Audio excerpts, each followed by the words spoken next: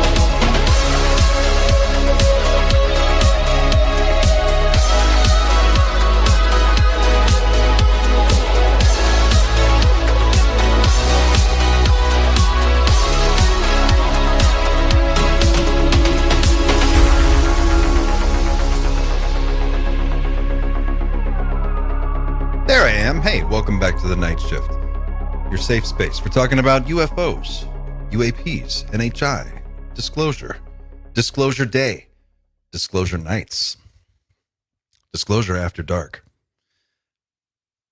and everything else that your friends, family, and coworkers are so sick and tired of hearing you go on and on about. We're brought to you by Night Shift the Coffee, the freshest coffee anywhere in the galaxy. Get yours today at teamnightshift.com, roasted to order for you within 48 hours. Of every order. So, hey guys, we've got an interesting show for you tonight. We're going to talk about Disclosure Day. We are going to talk about it, but we're going to do it in a way that is spoiler free. And we're going to save it until the end. So I think in the last half an hour, we'll go there. And if there are going to be any spoilers, we'll be sure to let you know so that you can check out or mute or go away. So we're going to talk about Disclosure Day. Of course, we're going to talk about the huge press conference that David Grusch, Grusch Hour 2, Burleson, Burchett, the UAP caucus had this week on the steps of the Capitol building in D.C. And we have some awesome analysts here to tell us what they think about it. Rob Jones is here from News Nation, and your friend and mine, UAP Gerb, is here. Dan and Xander can't be here tonight because they are actually seeing Disclosure Day together. So that's really sweet. And they finally, were able to hook it up and make it happen. So they're going to go see it tonight. And we've also got Mr. Justin with us tonight, who you have not seen on the show. He's joining us. Mr. Justin's usually behind the scenes, but he dropped in to hang out with us today. And we've got Andy from that UFO podcast is here. So let's get everybody on the stage. How are we doing, guys? Doing fantastic. What's going on, Doomers? Who here? Show of hands. Who has seen Disclosure Day so far? Anybody? Okay. Most. Okay, Rob, we're waiting on you. Thanks, man. Look, I'm broke. I would go see it if I had the money in my bank account. Listen, I will Contact pay, in the Desert killed me. I will pay for you to go and see it, Rob. We're going to take up a collection from the audience. I saw it at a Cinebistro cinema, which we're not going to talk about the movie, but just the experience of going to the movie. It was it's like a $15 ticket, which is fine, okay, because reclining seats and you can order a meal and you can get a beer. And so I was like, okay, I'm there for the whole experience. And I went in. The theater is about halfway full. I'm seeing it at 2:00 in the afternoon on a Thursday, so that's expected. And I get a great spot, right in the sweet spot, right in the middle.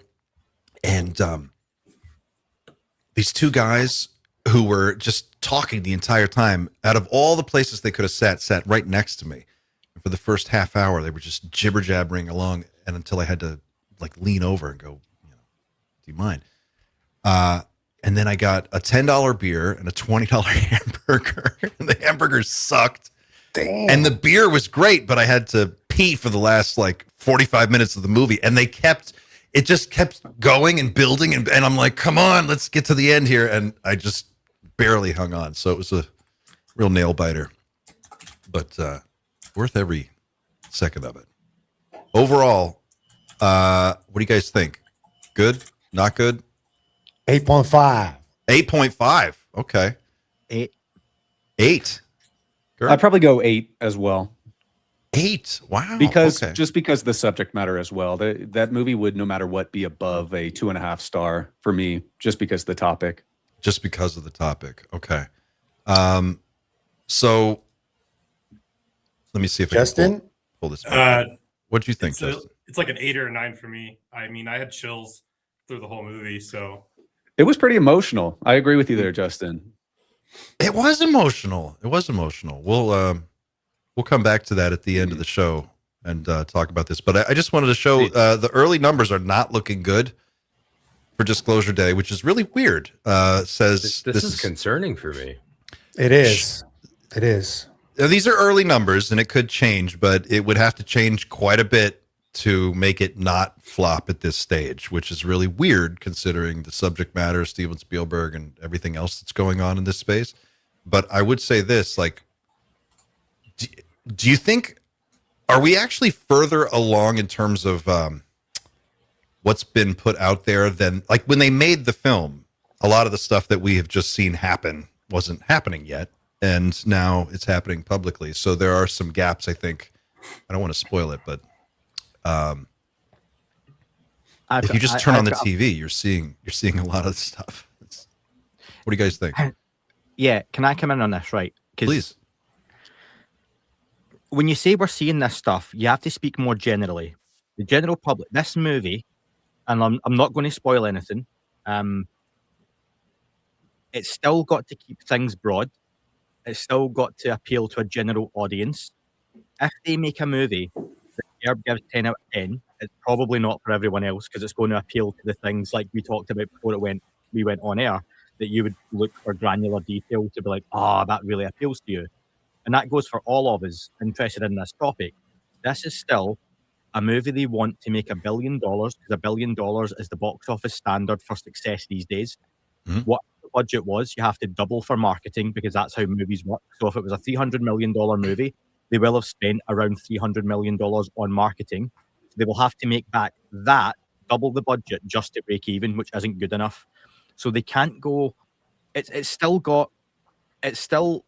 we've all seen the trailers. It's still whistleblowers, secrets, aliens, UFOs, and what if.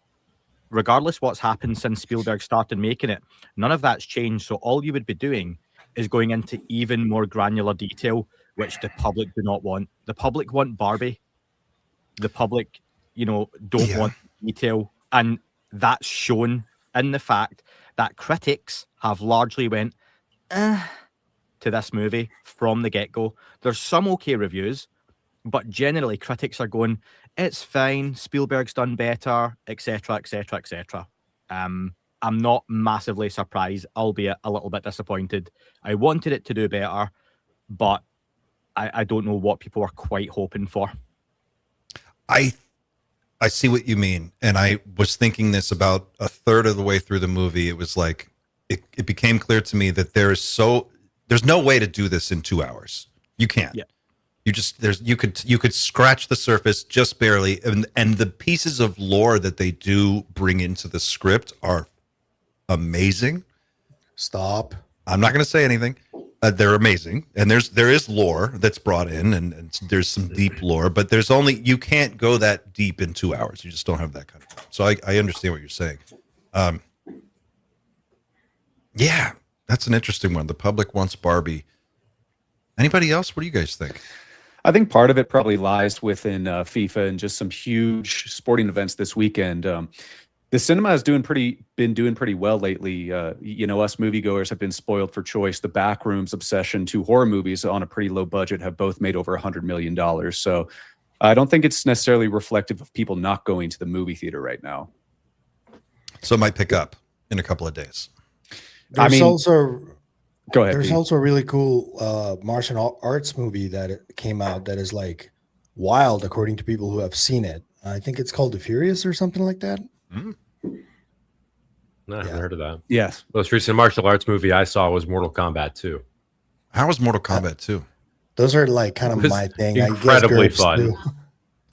God, I remember seeing Mortal Kombat 1 on in the theater at the mall. It's a long time. Yeah, this was the sequel to the more recent Mortal Kombat reimagining that they did, and it's Carl Urban plays a washed-up actor Johnny Cage who is told to just do what you do on film, and apparently it works, and it's very funny. So they stayed true to the humor To the video game, yeah. in the video game. That's great. This is another article from the AP. I want to share this really quick too. Let's see if I can pull this up. This just came out. Where are we? Oh, wait a second. Oh, it's a Safari. That's why. I got the wrong window. As UFOs go mainstream. Here we go. This is what I was saying. I've been saying this for a couple of weeks now. I'm curious what you guys, what your take is on this. AP under religion, as UFOs go mainstream, the jury is out on what the existence of alien life might mean for religion. And this is Krista Fauria. I hope I'm pronouncing that right, Krista. It says, in Disclosure Day, out Friday, Steven Spielberg is once again inviting audiences to ponder the existence of extraterrestrial life and the implications it would have for religion on Earth. But Spielberg is hardly the only one making headlines of late about UFOs and the possibility of life on other planets. What was once considered fringe or conspiratorial has in recent months popped up everywhere from the White House to the Catholic Church as public fascination with unidentified anomalous phenomena, or UAPs, becomes more mainstream.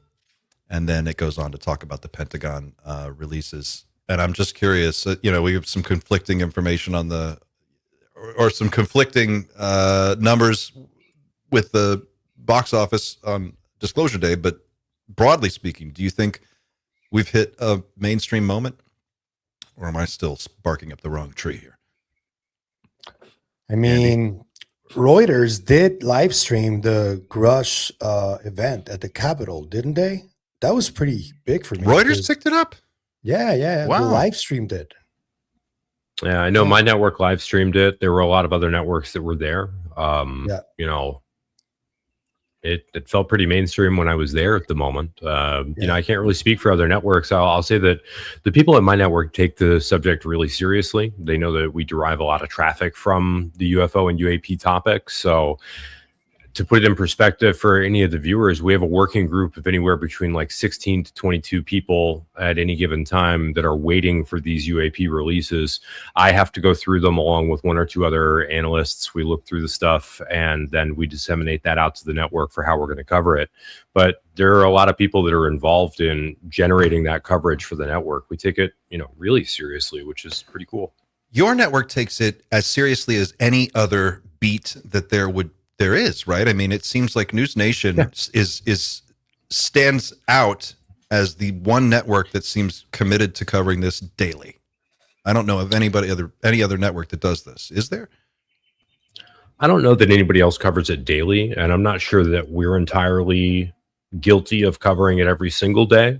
Although, if we release Ross Coulthard content every day, then likely we cover it every day. But we try. I don't know that anybody else is quite as committed. It's just that internally, there's never really been too much pushback from anybody at my network that I've heard so far.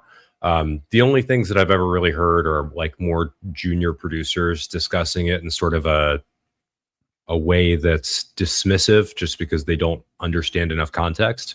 Yeah. And I have to prevent, it takes everything within my soul to not experience the unk moment and stand up and be like, actually, that's not true. I overheard your conversation. So.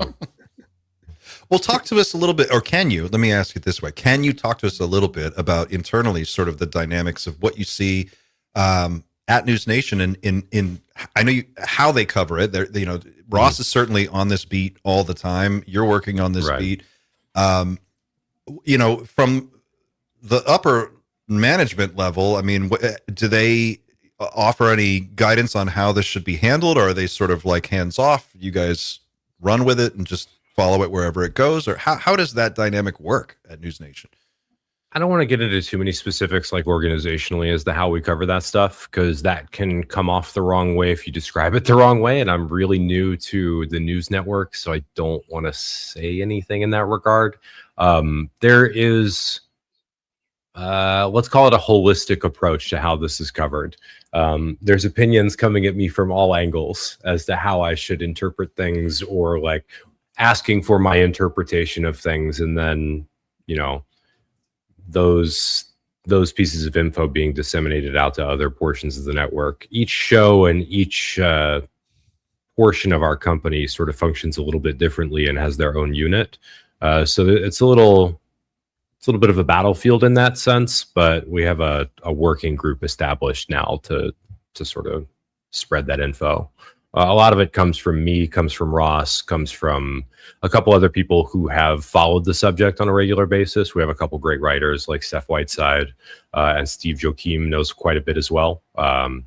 Also, Joe Khalil, our special Washington correspondent, is pretty knowledgeable on the subject as well. Well, can you guys tell us a little bit about earlier this week? David Grusch had this press conference on the steps of the Capitol building, and the UAP caucus was there. It was pretty amazing to watch. There was quite a bit of fanfare around what he had to say. You were there, right? I don't remember him wearing that outfit. No, but... no, not wearing this outfit. But this is just our. It looks pretty badass. This is our thumbnail. Yeah, it does. You do remember the 15-foot tall bald eagle that was behind everyone, though, yeah? That was there. Yeah. How could you miss it? So what was it like to be there? And can you give us some context on how did that come together, and what was your sense of, as you were talking to people there, what was that like? So I know a little bit about how it came together, but I don't know how much of that I can share. I helped a little bit, tiny bit. I don't want to take any credit here other than what was asked of me randomly, which I didn't expect, but I did a little bit of organization in terms of getting my network's coverage there and things of that nature. It was an effort from a lot of different people. I know that Leslie Keene and James Fox were the ones that organized it.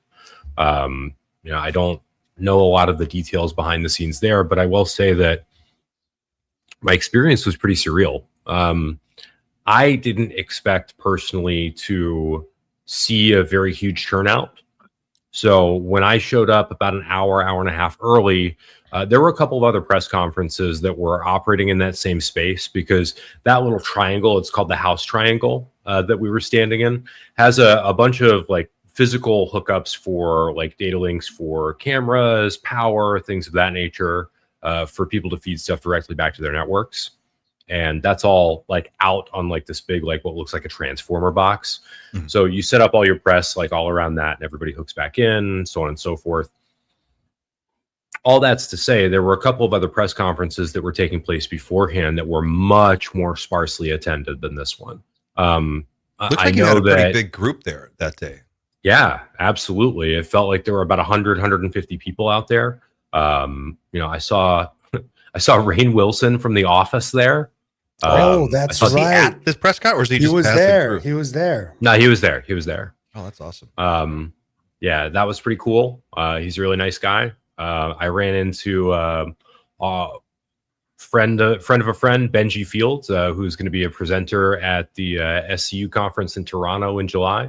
Ran into him there. Trying to think. Ran into a bunch of other people. Jeff Nusatelli was there. Mm-hmm. Admiral Gallaudet. You know, the who's who. The whole gang. But you know, yeah, just in terms of like the experience, though, for me personally, you know, I know I've talked about this on this channel before. I got into this subject after my brother passed away because he was interested in UFOs. So I decided it was sort of a way to connect with him. And about a month after he passed away, David Grusch gave his testimony. And that's really kind of what kicked my interest in the subject into high gear. So for that to have happened 3 years ago, in which my career was not at all associated with the media or with journalism in any fashion, for that to have happened 3 years ago, and then to have found myself, you know, kneeling down in front of the cameras, asking him a question after the press conference was over, was a very, very surreal feeling. I don't know how to describe that, but it felt pretty cool to be there, and just like mind blowing. I was like, oh, wow. I did make it. Okay, what do I do now? I don't know what to do with my hands.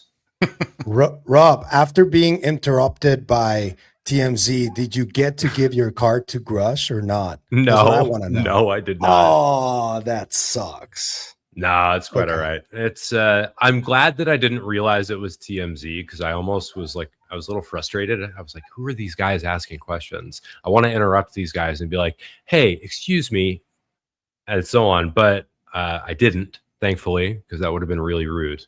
And I got away without getting on TMZ's bad side. Well, what about the actual statement that Grusch himself made during this? I mean, he made a number of different statements, but I want to hear from you and Gerb on some of the more interesting specifics of those statements, including, I guess the big one was, what is it? Humanoid bipedal all the way up to sentient plasmoid. Plasmoid. Yeah. So, how do we break into this conversation, guys? What do you make of that? Gerb, you want to take that first? Because I think you have a better understanding of where Sure. David's coming from, how or when he describes that. Yeah, I mean, first of all, I'm probably a little bit more boring than most. With my takeaways from the press conference, I'm less interested in the bipedal sentience and sentient plasmoids and more interested in the coordinated appeal to waive NDAs for first-handers who have had experience within the legacy programs or have possibly been exposed to materials, craft, documents, data, etc. from the programs and have been forced or kind of guided into signing NDAs. That's a huge step, especially a public appeal to the administration. A couple weeks ago, there were, of course, rumors floating around about that request to waive non-disclosure agreements. And last Friday, I was texting Xander behind the scenes while you guys were talking about it. Now, the NDA waiving, let's say Trump gives an executive order to waive NDAs, it's not going to be as simple as suddenly we start getting flooded with a ton of whistleblower testimonies. These testimonies still will be delivered in a classified setting. This will still be protected disclosures, so sort of similar to what some witnesses do now. And of course, there will have to be a ton of clauses and implementation for prospective whistleblowers who are kind of on edge. Like, you got to think about this. What if you're a crash retrieval operator who may have been involved in some blue on blue crime, or somebody in some Air Force acquisition position who may have cooked some books for misappropriation of funds, and your NDAs are waived, but you're not going to go speak if you're still culpable for several white and blue collar crimes or instances of criminal offenses. So there will need to be specific amnesty clauses and further waiving of possible legal misdeeds. That to me was my biggest takeaway, as well as Representative Burleson being the most fired up and direct I've ever seen him. So I think this was a very positive press conference. And where we sit now, the ball is in the court of the administration. You know, Burleson and others have spoken that certain individuals within the administration are willing to play ball on this topic, not just the releasing of UFO files, but on the crash retrieval and reverse engineering program. So ball's in their court. It's time to see how those individuals respond. Can I do a follow-up on what you just said real quick? Because with the amnesty stuff, don't you think it would be better if we go on a case-by-case basis instead of just giving everybody amnesty? Because I'm not okay with people who committed like horrible crimes, you know? Right, but if you waive the NDAs right now, you're not going to have James Clapper, you're not going to have Terry Phillips, and you're not going to have other people at Northrop Grumman come forward right now to spill the beans on their NDAs. You're going to have guys who may have been implicated in crimes, may have done some pretty simple white or blue collar crime, et cetera. And then you can deal with kind of those top dogs. Sort of how this needs to be treated as like a criminal case. If you want to get to the top dogs, the kingpins, the James Clappers of the world, you start by flipping their underlings, the guys who have worked in the programs like the late Matthew Sullivan, and you work up from there. So no, I don't think you're going to get a James Clapper coming in admitting to all of his numerous crimes right away if this executive order is pushed. So is an executive order just by itself, is that sufficient to see this through, or would it have to be, like you're saying, there would have to be a lot of different clauses? It seems like you'd have an army of attorneys like working on this, right? Yes, because even if right now Trump were to sign an executive order release, like saying he wants to release the legacy program files, this doesn't cover anything covered by Atomic Energy Commission statutory authority under the 1954 Atomic Energy Act. That's basically a whole parallel avenue of classification, not executive order-based classification under 13526, 12356, and Title 10, Title 50. So those sorts of programs and information, data, videos, materials, etc., housed within the Department of Energy will not be such an easy shell to crack. So we have the silo of the DOE, then we have the military and intelligence apparatus, right? No, that's sort of how the Age of Disclosure paints the legacy program picture. But from what I understand, the Department of Energy and its statutory authority derived from the 1954 Atomic Energy Agreement is baked into every single layer of the legacy program. So at any layer, whether it's the administrative level, like let's just say AFTE, Air Force Test and Evaluation, or Air Force Acquisition, down to the specific contractor, Texas Instruments, for example, or Leidos, the Department of Energy will be included at an intimate level with every single operation within the programs for that sort of statutory classification that does not undergo mandatory declassification. So it's quite the pickle. It's a very, very, very difficult problem to tackle. But the waiving of NDAs is an excellent start, especially if individuals can just come forward with their information, whether it be in a crash retrieval capacity, whether it be in a firsthand on the legacy program, regardless of whether the Department of Energy or the Air Force or CIA, et cetera, were involved. I wonder though if hang on, let me minimize. There we go. I wonder if so the DOE is the spiciest meatball. If you crack that one open, then you get to see everything. That's going to be the master. Yes, because the Department of Energy, their special access programs, the DOE has their own SAPs, right? So the Department of Defense has their own special access programs. The intelligence community has their own controlled access programs, CAPS, and then the National Security Council has their own covert action programs, which were born out of 1954 with the 5412 committee. That's not important here. But the Department of Energy can derive their special access programs from Executive Order 13526 under Obama or the 1954 Atomic Energy Commission. So the Department of Energy has their own special access program oversight committee, or SAPOC. You know, I'm sure plenty of people here will recognize the term SAPOC, especially in terms of the Wilson Davis notes, where the SAPOC SRG senior review group consisted of the watch committee, the big bad gatekeepers of the programs. The Department of Energy has their own SAPOC. Their special access programs are that secretive and that well kept. So the Department of Energy gets real spooky real fast. And you didn't mention private aerospace companies. That's a whole separate thing, right? Yeah. And is there a way to get at that as far as the UAP caucus is concerned, or are they? I mean, I know that they sent a letter to MITRE, right? A letter, or several. We know there's been several. That's just not me saying that. Burleson himself has talked to our own Psicoactivo podcast here about sending a set of legal interrogative towards the Aerospace Corporation, a similar FFRDC, which was started in 1960 as a spinoff of TRW. And basically, the Aerospace Corporation sent two man bun type Tim Burchett characters to sit and kind of waste Burleson and Dave Grusch's time. There's a big misnomer that the legacy programs are just housed within private contractors. This has been done, in my understanding, to an extent, specifically in 2005 with Northrop Grumman, Lockheed Martin, kind of harnessing funds that were redirected away from the global war on terror, realizing, hey, we can do our own thing with our independent research and development, IRAD, and starting their own thing. But it is the FFRDCs and the UARCs, University Affiliated Research Center, which exist in a quasi-government and private state. And that's where you hide the secrets if you want to keep things out of government reach, but still within government grasp, to use a very simple analogy there. Andy, I see your hand going up. What's up, man? Thank you. Right. See this idea of criminality and going after top dogs. I personally don't feel, and I'd love Gerb to come back on this and anyone else, there's going to be any appetite for that to happen, because what we're talking about here ultimately is still, are we alone in the universe? Are there NHI interacting with us? Do we have craft? Do you really think there's going to be any kind of public or official appetite to jail people for life who maybe have done, like Pavel said, really horrible things? And I get there's this outrage and outcry, this morality in the UFO community that people need to go down for what they have done. 99.999% of the general public won't care what X, Y, and Z have done when it comes to shit. We are not alone. There are aliens.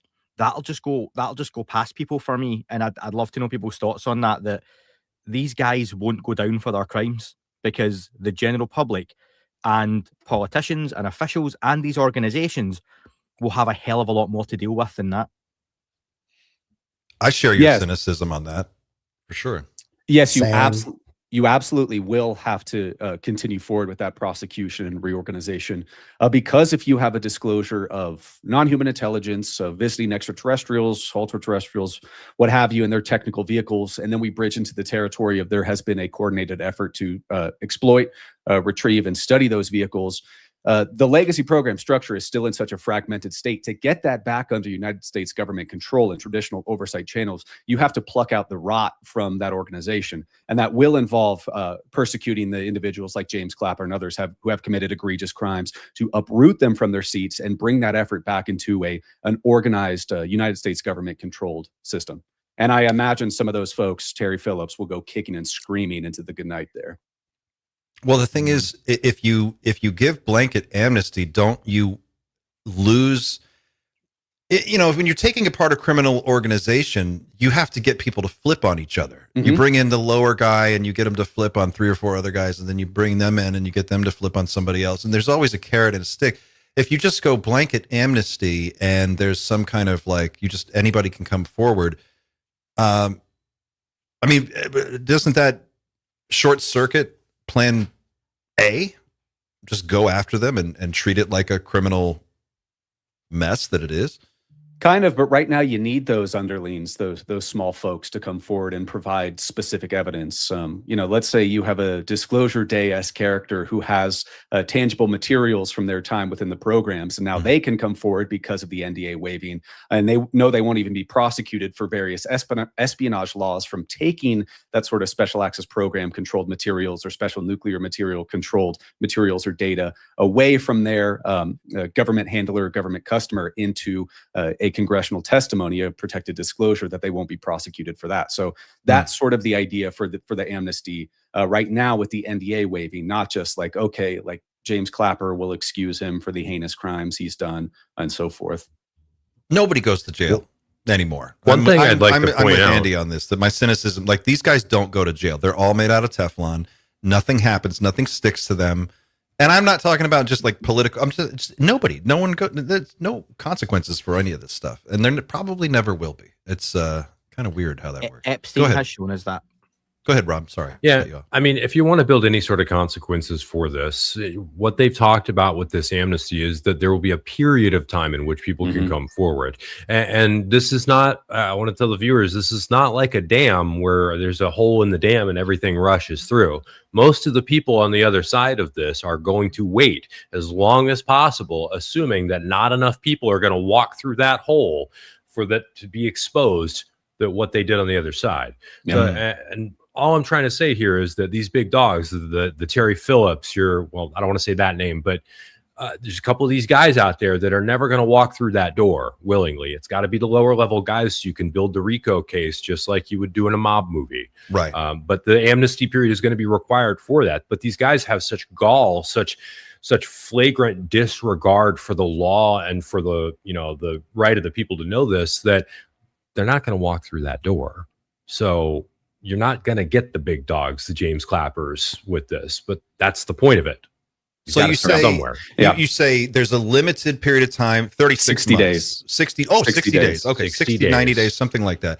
Come forward, bring whatever you got. You're clear and safe as long as you meet that requirement. Come in here within 60 days. And those big boys are always going to wait it out. They're never going to come in during that period. Yeah. Rob's absolutely right. It's not a dam breaking all at once. Think of when Dave Grusch came forward. Think about how many high-level individuals, whether it be senior flag or general offices, people that would likely support him from behind the scenes saying, hey, go, Dave, you go do great things, while he himself is falling on the sword, and they're just kind of rooting him on from behind the scenes, never putting their reputation, their career, any sort of risk on the line to support him. So that's kind of equivalent to the dam breaking. There's not going to be a ton of people rushing in at once. it may start with a handful of individuals and slightly grow. But Rob's right that the top dogs are not just going to rush in to go sit with Representative Burleson and some other task force members or members of the administration and say, "Oh my goodness, I'm so sorry. I've done terrible things against whistleblowers from the perspective of Northrop Grumman and DARPA. I'm so sorry. Please forgive me." That's just not realistic.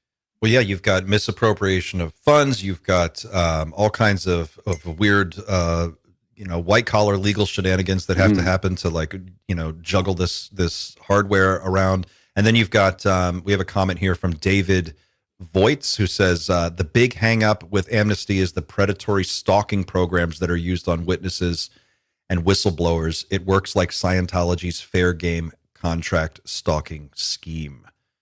And he's referring to Scientology. For people who don't know, if you investigate a Scientologist, they will send the whole fucking team after you. They'll hire their own private investigators to come follow you around with cameras. They do it all the time. I've had it done to me actually with a hit in Los Angeles. What?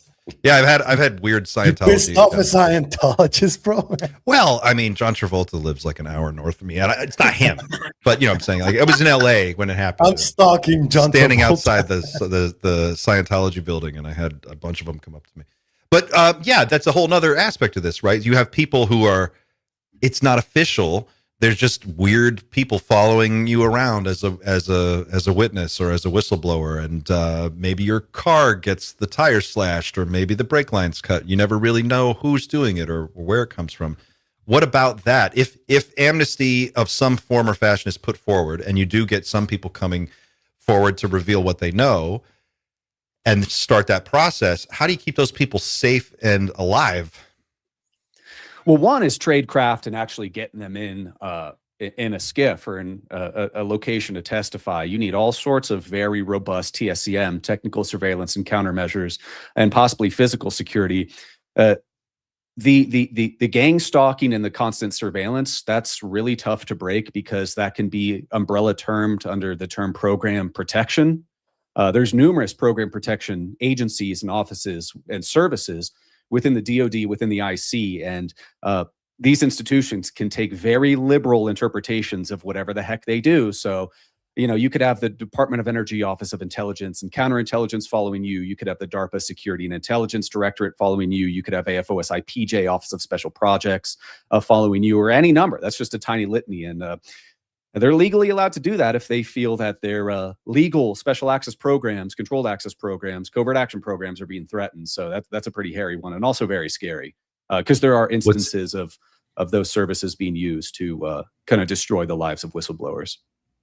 And what's interesting is there's a contractor that handles almost all of that physical security down to the actual facility level, as well as infrastructure, IT infrastructure, and manpower. It's called Mantech, or what used to be known as Manpower Technologies. Definitely a contractor to look into for any of the viewers who want to look at some dirty secrets.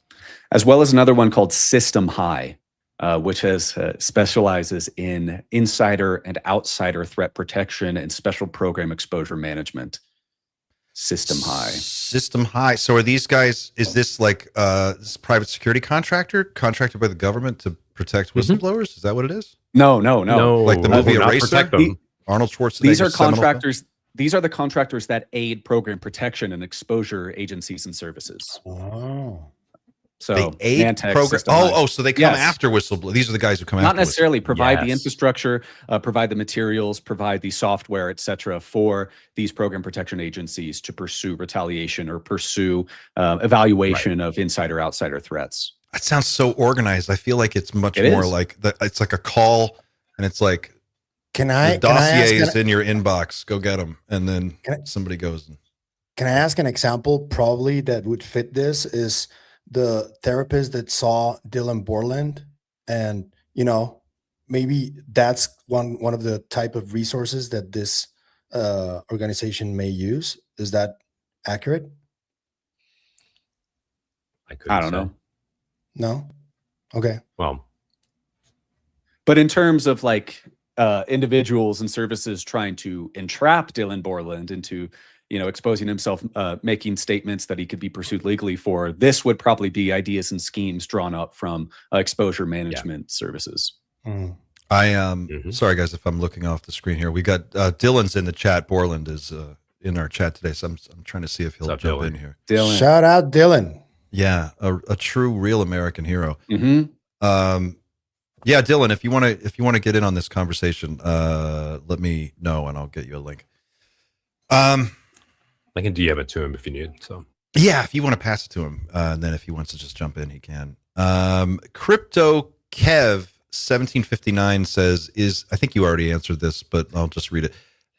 Is there any possible legal framework where we can legally compel Clapper or execs from contractors or FFRDCs to come in and answer questions? Well, we've already had a start to that with Burleson's letter to MITRE, right? It compels MITRE to appoint a C-suite executive or somebody equivalent to be the designated appointee for all MITRE legacy program and UFO materials. So yeah, there are legal ways to compel that, and Burleson's absolutely doing the right and best thing with the legal pursuits and the letter pursuits. It's far more effective than getting on Twitter and just constantly vague posting about how you've seen very existentially shocking things like some other congressmen. Burleson's doing it the right way right now. All hats off to him. I like Burleson and Burchett's focus on just budget, military budget, budgetary allocation, budgetary spending, like linking it to real table, breakfast table issues for Americans is what gets their attention. And I feel like it's all a lot of fascinating talk, but it doesn't affect the price of groceries. It doesn't affect the price of gas. So it's kind of like not top of mind for the average person, to Andy's point. But they seem to really, I don't know, they get a little fire when they start talking about the military budget and all of the different ways that money gets misallocated and there's no oversight. And I feel like that's probably the most effective wedge that we have, wouldn't you think? Yeah, and if you see a lot of the news that came off the 9 June press event, a lot of it's talking about some of the budgetary items and misappropriation of funds Dave Grusch spoke about, including slush funds and haircuts across programs. So it's good to see kind of a large focus on the monetary siphoning for the programs in recent news. Well, he also mentioned something else. I don't remember if it was Grusch or if it was Burleson or Burchett, but you guys will remember. But someone there during that press conference made a really straightforward statement, which is more or less just the knowledge that there is life that's not originating on Earth that's been coming here in and of itself shouldn't be classified. And there's no real legally defensible way to classify that information. Do you agree with that statement, or does that make sense to you? Yeah, that was Grusch saying about the science of the universe shouldn't be is unlawfully classified, basically. And how does that actually work, though? Like from them, from within. I mean, is that something that does that actually have any legs? That argument, you can't just classify that. That's not a matter of national security. Just knowing that there's other life out there. It's broad interpretations of classification systems and statutory regulations and so forth. Let's say you have a craft crash and it gives off small signs of nuclear radiation and it has 3 mangled bodies in it. You can just misclassify all that under special nuclear materials and sequester that away under the Atomic Energy Commission. So one of the biggest problems here is just over interpretations and broad expansion and blanketing of different classifications and regulatory applications. Huge problem. Yeah, So, I mean, just the Cold War followed by the global war on terror hasn't done any good things for that system either. Yeah. And then you have the whole separate issue of private aerospace companies with their own internal programs that are they're self-funding their own R&D from within. So they're now on their own thing, right? That's happening too. Loosely accountable to their original government customer. Who's not even there in a few years because they cycle out and somebody else comes in, right? I mean, it's a committee or it's some kind of, is it ever really one person that they're accountable to? No, there's kind of a tenuous, loose-ish control group that, as epochs pass even more today, is less and less effective and has less and less oversight of the entire program swath. I think we've got Dylan joining us here. He appears to be in the green room. Dylan, when you're ready. Whoa. Yeah, we got Dylan Borland, people. I'm really curious to hear what you have to say about this too.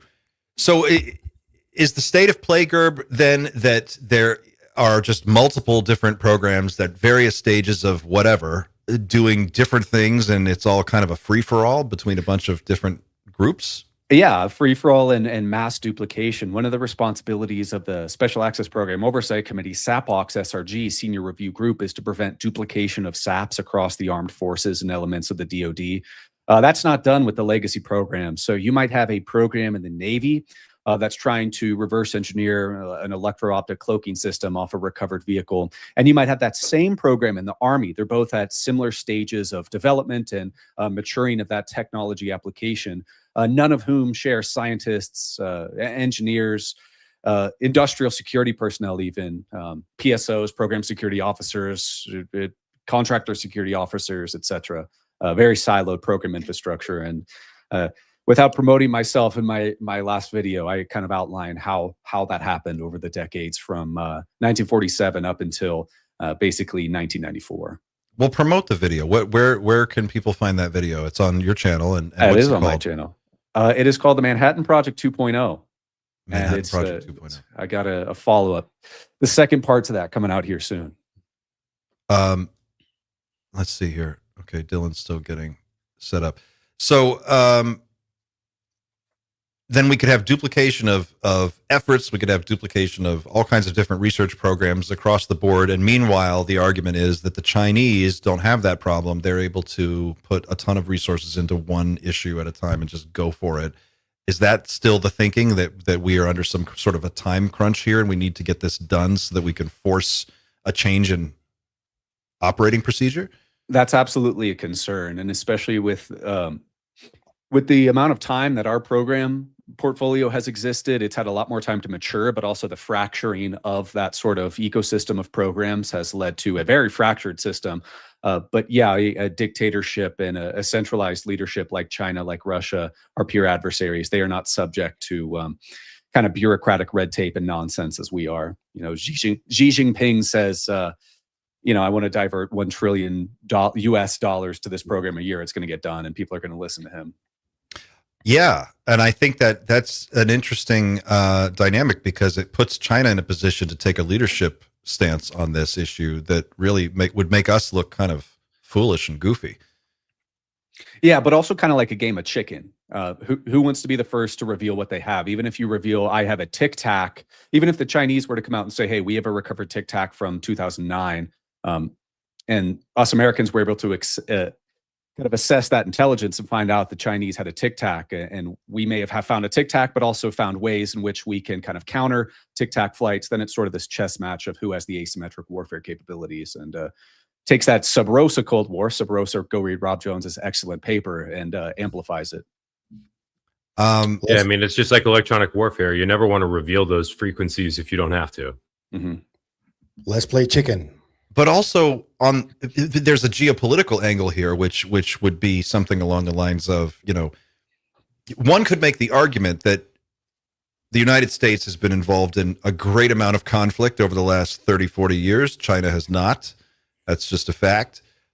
China's demonstrated to be more peaceful in terms of, like, they're not invading countries, they're not blowing shit up, they're just building infrastructure and doing their own thing.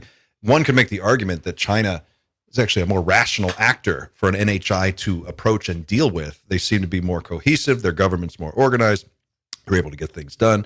I've heard this argument made a number of times, and I have a hard time arguing against it. If the Chinese wanted to step forward and say, we're taking Taiwan, and guess what? We're friends with the NHI, and we've got some technology, and we're going to demonstrate something. And then they just basically leapfrogged the United States as the world global technology leader, right? Just by making that statement. They're sort of be putting potentially. I'd like to push back on two things that you said there, Clint.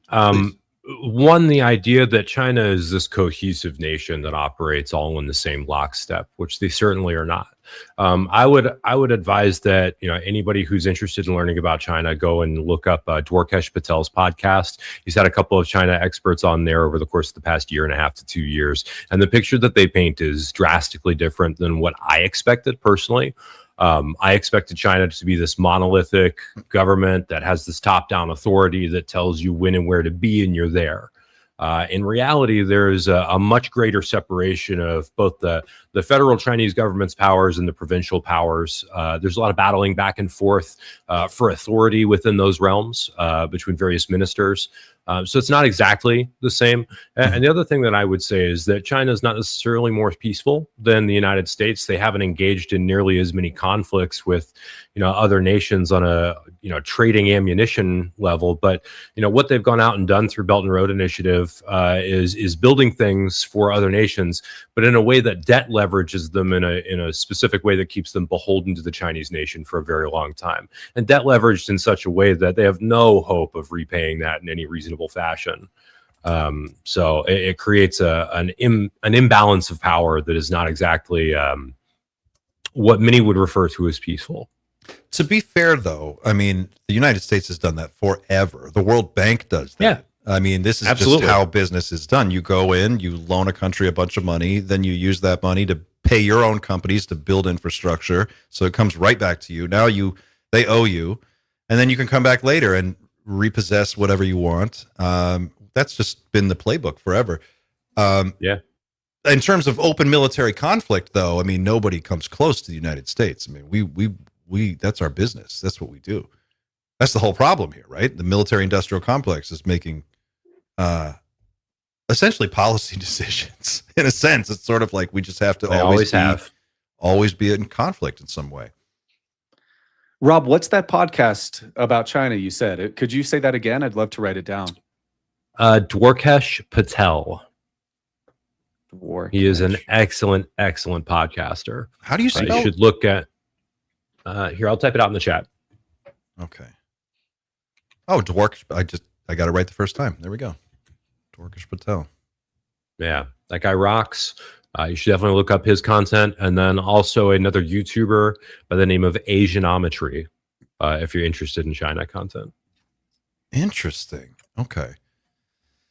So, that's interesting because the argument we are always told with AI, right? If you flip this conversation around to AI, the argument is the Chinese are this monolithic, top-down nation that can just throw trillions of dollars at anything they want and they can just make shit happen. That's why we have to unleash our AI tech companies and let them run free and wild and develop whatever it is that they're working on to the fullest maximum capacity.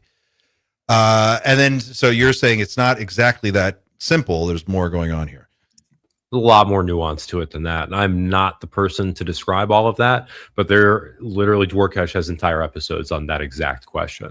And it's a very, very nuanced series of answers that you'll get from various different individuals. So I'm curious if we're in an unstable enough situation where it's like there are so many players on the board now holding pieces of reverse engineered technology or recovered craft or artifacts or whatever. Do we even have a sense of how many different players there are on the game board? It's not just the United States, Russia, and China. It's the United States, Russia, China, Five Eyes. The whole Five Eyes, plus any corporate people that are doing their own thing. Secret space program could be a thing, maybe not. We don't know. Not necessarily. You can with high confidence trace who and what is involved. We kind of know from the Kona Blue PSAP transfer back in the early 2010s that specific old legacy services or agencies like the CIA's Directorate of Science and Technology don't really want to allow new players into the fold. So I do think just based on capabilities of specific contractors or services and so forth, you can make an educated estimate who is involved in the programs. Also, you have to realize the US government isn't that smart. A good majority of the time, the exact infrastructure agencies or services you would think would be involved in the legacy programs are absolutely involved. The US government's not that smart. You're not going to carve out an entirely separate sort of military or intelligence national programs. You're going to use specific individuals at NASIC, at Air Force Test and Evaluation, at Army Test and Evaluation Command, et cetera, and those kind of silos built out over time. So when we hear stories from the deep lore, like, obviously Bob Lazar's story is probably the most well-known of going to Area 51, and it's this huge military complex, and there's like, it presents one gets the sense that this is a military run operation that's being overseen with, by various branches of the military at this base. But are we to understand that that's not necessarily the case, and that could be a mixed bag of corporate partners and different people all just working at that base, working out of that location? It depends on what time epoch you're working with. If you're talking about Bob right now, and let's say Bob was at S4, and there were Air Force people, Navy folks, et cetera there, this would be before 1994, where the full control group, as far as I understand, was wrestled out of predominant United States government and National Security Council hands into a quasi-private and government control group. So pre and post 1994 is kind of where you need to gauge. And then there's other milestones with how you can evaluate who and what players might have been involved in specific singular programs. Take us back to 1994. What happened in 1994 where the program was wrestled out of the government's hands and into a quasi? So during the course of the Cold War, there were several instances of expansions or contractions of special access programs. These are certain executive orders. Nixon's 1973, I think, Executive Order 11652 comes to mind, in which the U.S. Congress was baffled at how agencies that shouldn't have classification authority could just stamp on top secret code word access and kind of carve out their own crazy programs. Eisenhower initiated this back when he established the modern day classification systems. And then Executive Order 12356 and National Security Decision Memorandum 159 under Reagan kind of forced the programs to kind of get creative, hide in cover offices, hide in cover programs, etc.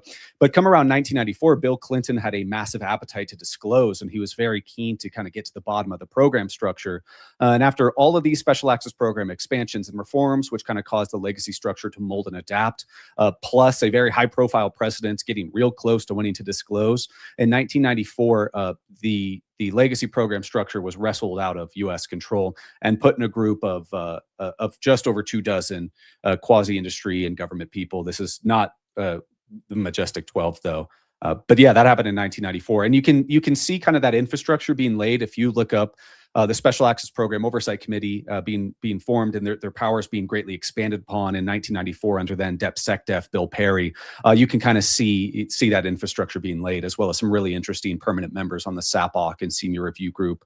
Paul Kaminsky comes to mind as one, but yeah, I would look there for some interesting infrastructure analysis.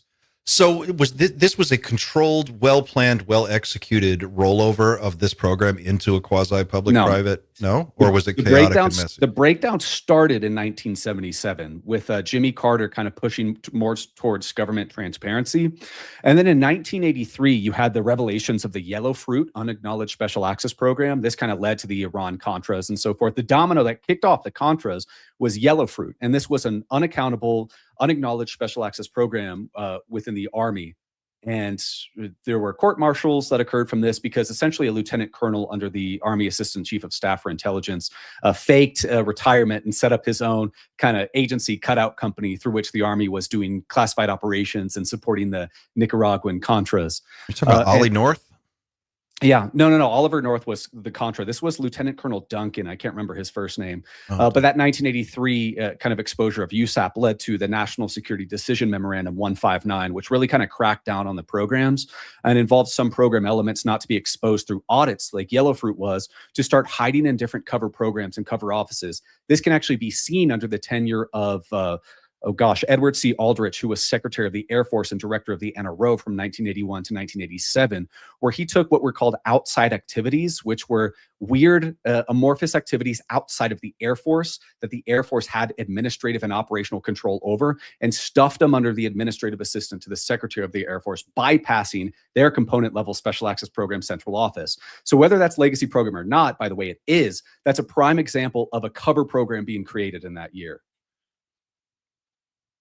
Christ on a cracker. This is so complicated. I'm glad you're here, man. To sort this out for us. We need you.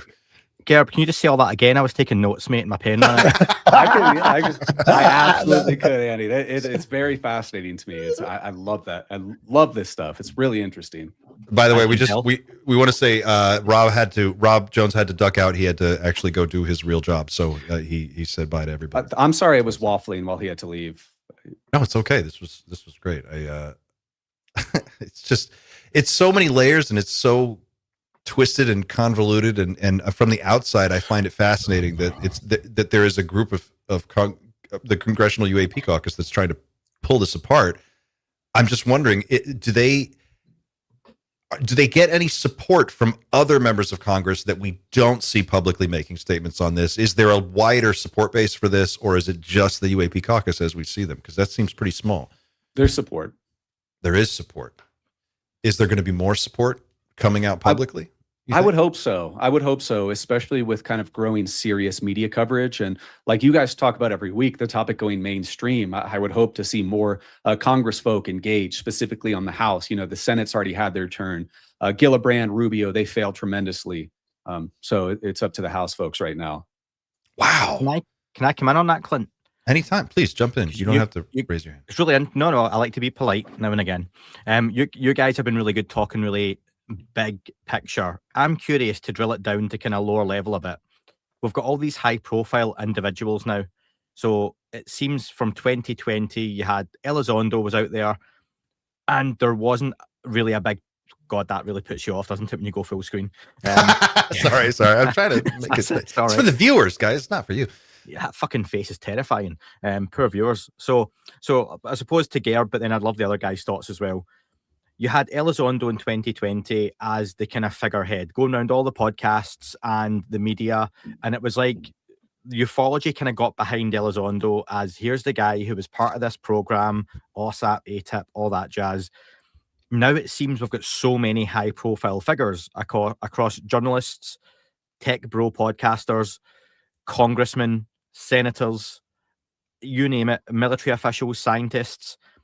Is it easier now than ever for gatekeepers and secret keepers to get to individuals and shape the narrative across the board here? Because there are so many people to now get at, and that's what I would do if I was those guys personally. I would say the most dangerous time epoch was 2017 to 2023, where specifically the Senate Select Committee on Intelligence was trying to gather a roster of whistleblowers. Most of these individuals were not known at this point, and so there was an inherent danger at not being named and not coming forward. But we've seen this as well with Matthew Sullivan recently in his passing. Of course, there's it's an active FBI investigation, I believe, but there is a school of thought that was a planned ending. So with the amount of exposure, I think you're right that there could be an easier way for program exposure management systems to kind of control the narrative. I think we saw that with Matt Gaetz, right? When he said that an Army E4 at Eglin came in his office, not in an official briefing in Army uniform, but not in an official military capacity, and told him about a hybrid breeding program. An E4?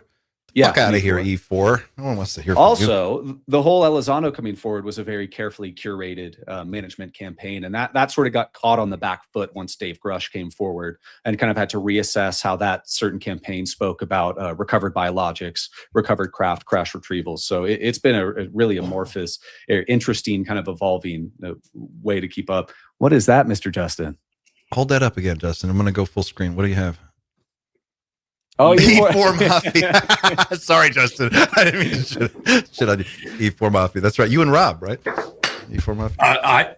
I passed the E4 Mafia, but I had that while I was in. You had it while you were in. Yeah. It just seems like an E4 wouldn't know very much. I just don't know what, I could walk into a. You can't say for sure. But I agree fully with JD from Philly in the chat that this was that individual JP who went on the Redacted podcast who said those statements to Matt Gaetz. I can't. I'm not making an accusation. I don't know for sure, but I do think that is the person. Dylan in the chat. Dylan, I see your chat. He's in our private chat. He's got some thoughts on this. Don't think my mic is working. Oh, okay. So Dylan's here, but he might not be able to join in the conversation, but he's just hanging out with us. He said we need to add him. Add him. Let's see here. He says his mic's muted. I had you up here before, Dylan. So you're here, but if you demute yourself or unmute yourself, you should be able to join the combo. There he is. Oh, of course. Gerb, a couple things. I love y'all. Pleasure to be here. Sorry for not being on the camera. I'm going to be short and sweet because I know everybody's after me. I'm working on the HVAC. It's flooded. Gerb, in the future, we need to do like a year-long exercise where we go through history, because the things you say that I'm aware of, that you're aware of, that you and you still need to call me back, by the way, buddy. But we got a whole like history bachelor's degree lesson in academics to go through this. Pavel, pleasure. Clint, pleasure. Andy, talked to you earlier. I hope the gym was well. I love you guys. This has been fun. I'm learning a lot. Gerb, it's always exciting to hear you talk, because I know where you're going with things, and I laugh to myself all the time when I hear you speak, buddy. So thank you. So let's do this, Dylan, without revealing details or anything.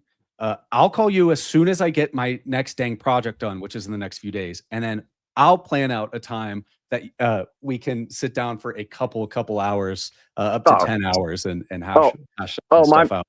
Oh, my man, we're good. By the way, thank you for the Stellate contact. Pavel, I know you wanted me to pick me up, but I was dead. I was hunting Grinches.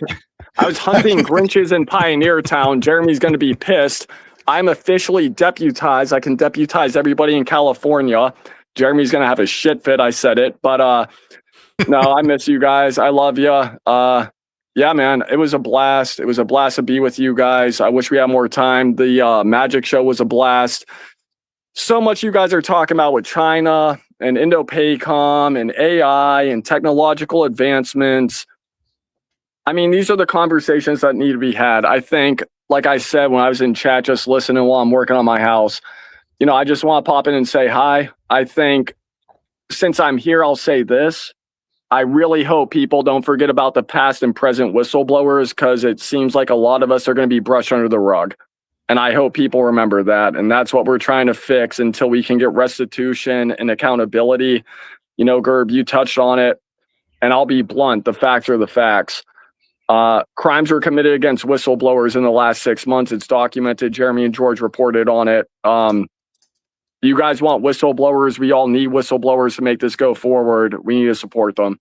So that's really it. But I'm just enjoying it, man. I'm just listening. So I love y'all. 100%, man. And Dylan, you are a hero. All of the whistleblowers who have come forward are heroes. And just thank you for doing what you have been doing and for continuing to stay with it, despite all of the bullshit that you guys have to put up with, because it is tremendous. I don't think people really appreciate it. Jeremy actually at Contact did a really good job of trying to flesh that out for people in a way. And I think that he really succeeded. Dylan, did you have any thoughts you wanted to add on the press conference that happened this week? Yeah, I mean, I'm glad Dave is in the position he is. Dave's busting his butt. He's an E4. He's got oak leaves. We were joking about E4 Mafia. I have my own comments. I'll crack my jokes. But Dave's a beast. He's busting his tail. Burleson. I'm glad that this is being held accountable, and I'm glad that you guys are covering it. And I think if you do not cover it in the public media campaign, and you don't try to reach out people who don't cover it, you're kind of SOL. Dave is the man. Dave is busting his tail. Mike, Jake, Matt, everybody's doing what they can. Jeremy, Gerb, George, you're talking about people who've been in this for years. We'll see. I hope the executive branch takes them up. I hope Congress you guys were talking about other congressional reps and senators getting involved. I hope they do it. One of the things that I've been kind of talking about loosely behind the scenes is Chuck McCullough called this a constitutional crisis after the ICIG. And Chuck represented Dave Grusch and other whistleblowers, and I'll leave it there. But when you go to Seoul and you say Congress has been informed, this is now a constitutional issue, people forget the U.S. Congress by 2/3 vote can override the president. So it doesn't matter what the executive branch does. You get 2/3 of Congress on board, they can do what they want. So, But Dylan, do you have any concern there about wielding of unitary executive theory? Because of course Eisenhower and Truman used just that to hide away the programs. Gerb, you and I are on the same page, buddy. This is why I said we need to go and do like an actual collegiate course on this. You and I are on the same page. All I'm saying is if Congress had 2/3 majority and they were serious about restitution and protection, this would be done. End of discussion. It would be done. if you get Rounds and, you know, Rubio is now over in the executive, but Rubio is getting an 8. Schumer, you get all these people on board and say, we're doing this, it's done. Like, again, it's put your money where your mouth is. I'm not going to criticize them. I know Burleson's busting his tail. Luna and Burchett and Moskowitz. Moskowitz is awesome. You know, I think at my hearing, he said, in my opinion, he said the most intelligent thing you can say in regards to this is Moskowitz made the comment, we don't know what the truth is, but we know we're being lied to. And I keep telling people, don't look at what is said and done, look at what isn't said and what isn't done. And, you know, I think it's going in the right direction. Dave is a BA from PA, like myself. And, you know, hopefully we get there. My concern, I think, Gerb, you know other people that are whistleblowers that I don't even know. I think the concern is if the toothpaste goes back in the tube, a lot of people are going to face some really more difficult times. And that's what Matt and I and other people are trying to build, is to insulate them from. So, yeah, but of course Dylan, they hit it, man. I don't want to put you in a weird spot, but this did come up at Contact. Can you talk about that project, the one you just mentioned? Vanguard. They said the name. Can you talk about Vanguard? Yeah, I mean, I don't want to get ahead of Matt. Matt and I are doing this joint with other whistleblowers. What I can say is exactly what we did say. We want to provide mental, physical, spiritual, financial help to whistleblowers in the interim. I mean, you know, I'll spell it out real easy. When the CIA and ODNI commit felonies against whistleblowers and they're not held accountable, what are we really talking about anymore? How can anybody expect a whistleblower to come forward and say, I'm working on this craft at this location, and they're going to lose their job, their family's going to be harassed, they're going to be doxxed? Why would anybody in their right mind do that? You know, it's like trying to testify against the mob. I must feel basically the same, right? Except this mob is everywhere, and they know where you are.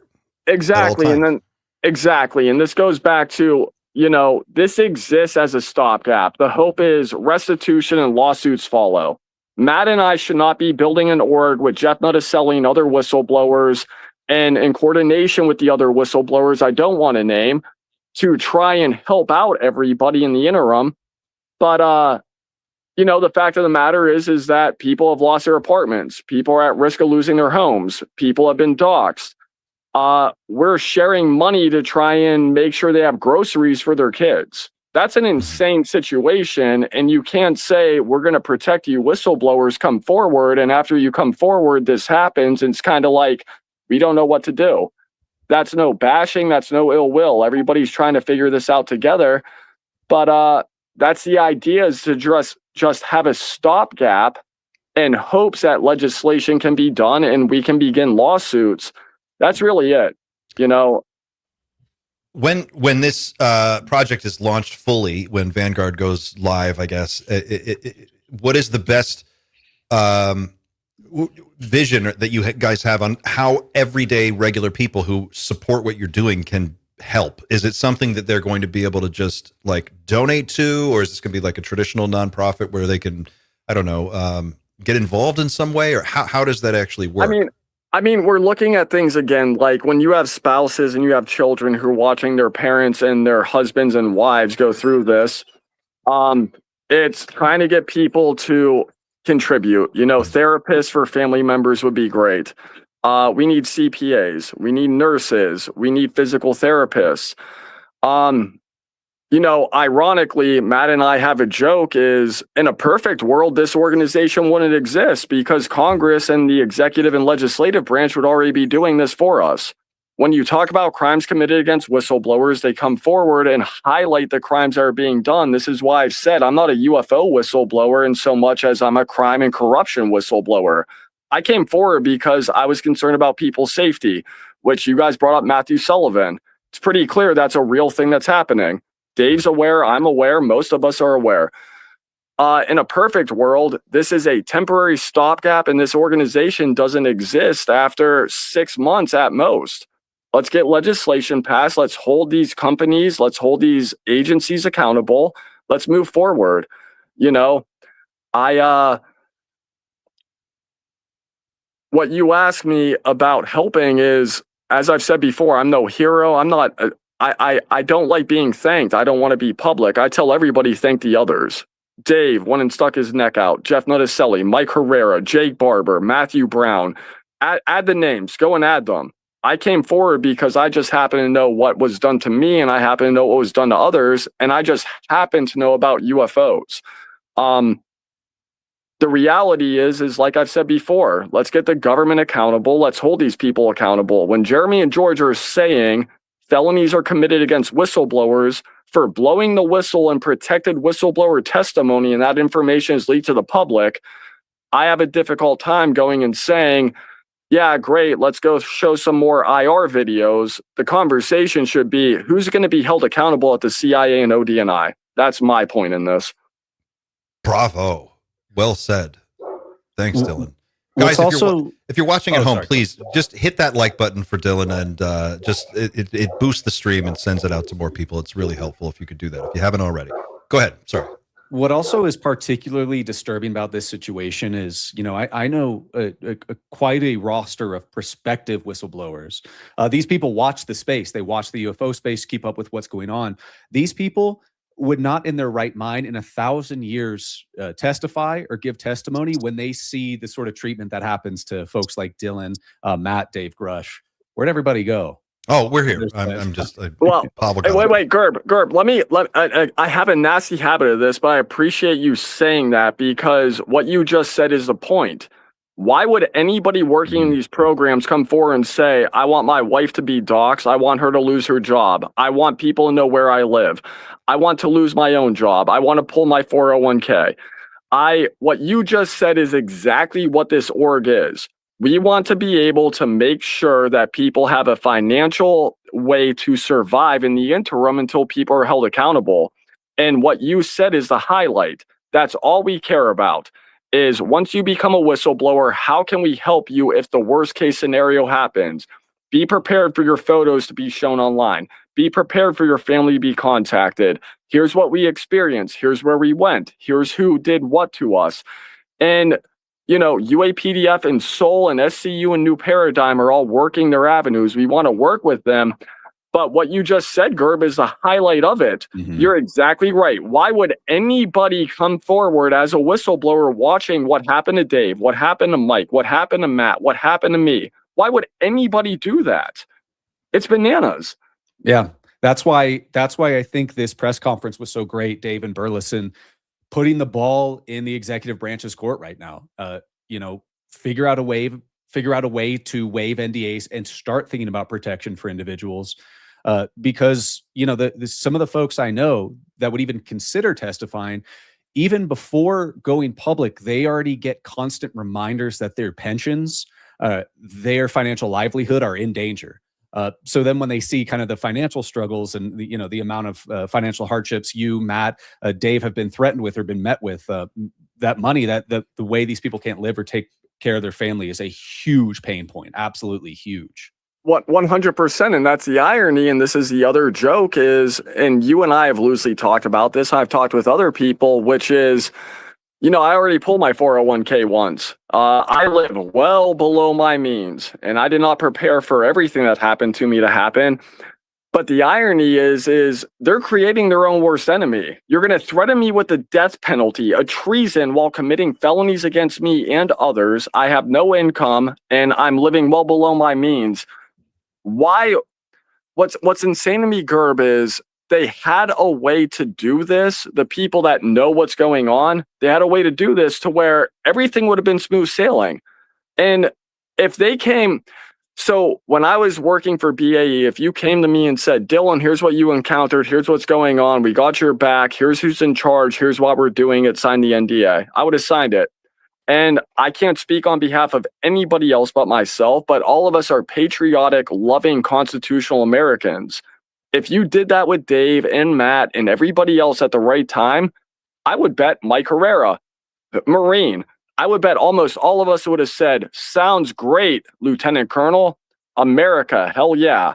Mm-hmm. Instead, you go and do this crooked side-eye beak bullcrap And now here we are where we came forward to say, this is what we experienced, this is what we know, and it just gets worse. And, you know, Dave and I have talked about this loosely, which is the millennials and the younger Gen X are the ones who really got screwed in this. Yeah. No offense to the boomers do have the pensions. The boomers do have the real estate. The boomers do have this stuff. I'm not attacking them. They're facing their own issues.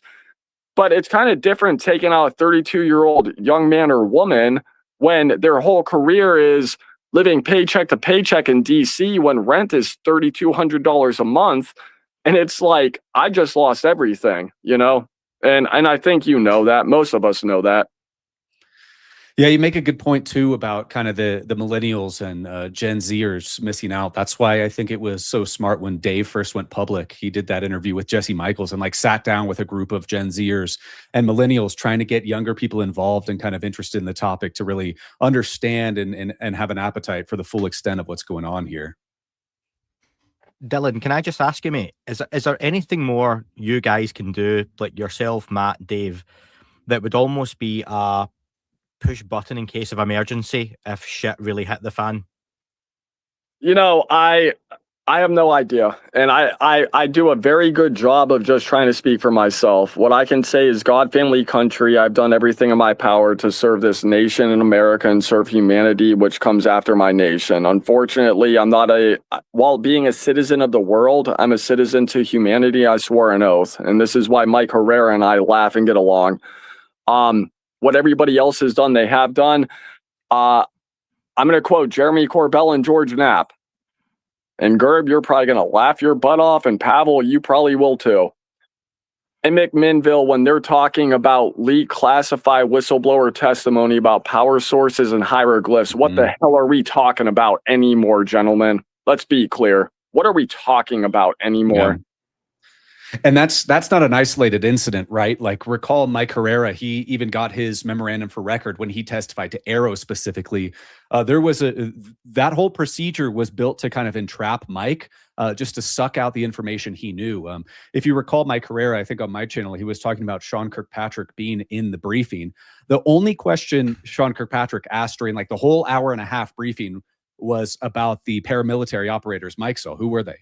Who were they? Who were they? And then Arrow used that testimony to lie about Mike's testimony in the Arrow Historical Report, Volume 1. So whether it's lying about whistleblowers, trying to entrap them or reclassify witness testimony, institutions and services like Arrow have done an absolutely horrendous job. Yeah, I agree, Gerb. I mean, Mike is awesome. I love Mike. I hear you. I mean, again, I think most of you guys up here know me well enough that what I care about are people, their families, their kids. I want people to survive and I want the truth to be known. It's heinous what was done to us. It's heinous what is still being done to us. It's heinous that we have to live with this. You're absolutely right, Gerb. That is what they did. You know, this is already out there, so I'll talk about this. When I went to Arrow, they wanted me to talk to Sean Kirkpatrick, and Sean Kirkpatrick was MIA conveniently. I can't tell you where he was, but he did not want to be there with me. You know, he was probably signing the position for his new CTO position of Defense and Intelligence Programs out at Oak Ridge, which he got rewarded with in December of 2023, right after he left Arrow. Is that what's going on with him? I mean, why? Well, no. A guy who seems to be completely like over all of this, he is everywhere. He seems to be constantly giving talks about how there's nothing to see here. I thought this case was closed for him. My educated guess with Kirkpatrick was because he was a career scientist, bureaucrat, really loved the stuff he did. When he headed Arrow, when he was appointed by his good buddy Ron Moultrie and others, I think Kirkpatrick, again, just my opinion, but this is an educated guess, was retroactively briefed into elements of the legacy program so he could do program exposure assessment for Arrow. And when he left Arrow, he was rewarded with a super juicy position out at Oak Ridge, who his job listing was deleted off the internet, by the way, really curious.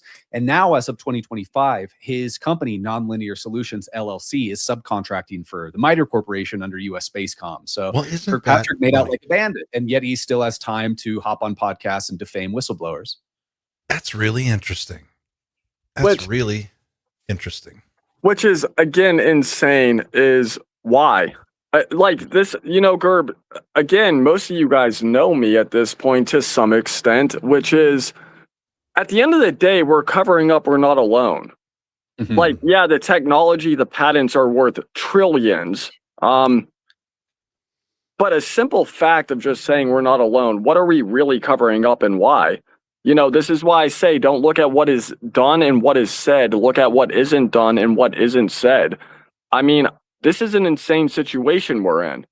And the problem for me is the whistleblowers and their families are the ones facing the brunt of it. And I cannot in good faith tell whistleblowers come forward. And Gerb, this goes back to Vanguard when you guys ask me about what can be done. Gerb, we're relying on people like you, like Jeremy, like Greer, whoever. If you're a real whistleblower, how can we bring you forward? How we can give you to Dave? How can we give you to Burleson? I can in good faith tell them, yeah, stick your neck out right now, because I know what all of us have faced. And that's the problem. That's why we're standing up this org. This shouldn't exist, but it's the situation. We care about everybody, and that's where we're at. It is, especially with the baggage here. The Senate, God bless the staff on SSCI, but Gillibrand and Rubio were supposed to be doing this as well, taking in whistleblower testimony and protecting them. And they completely failed at their directive, and in turn got many people exposed and hurt. And so how can, after that sort of baggage from 2017 to 2023, it's difficult to also encourage people to come forward after how many people got hurt and kind of left in the dust there.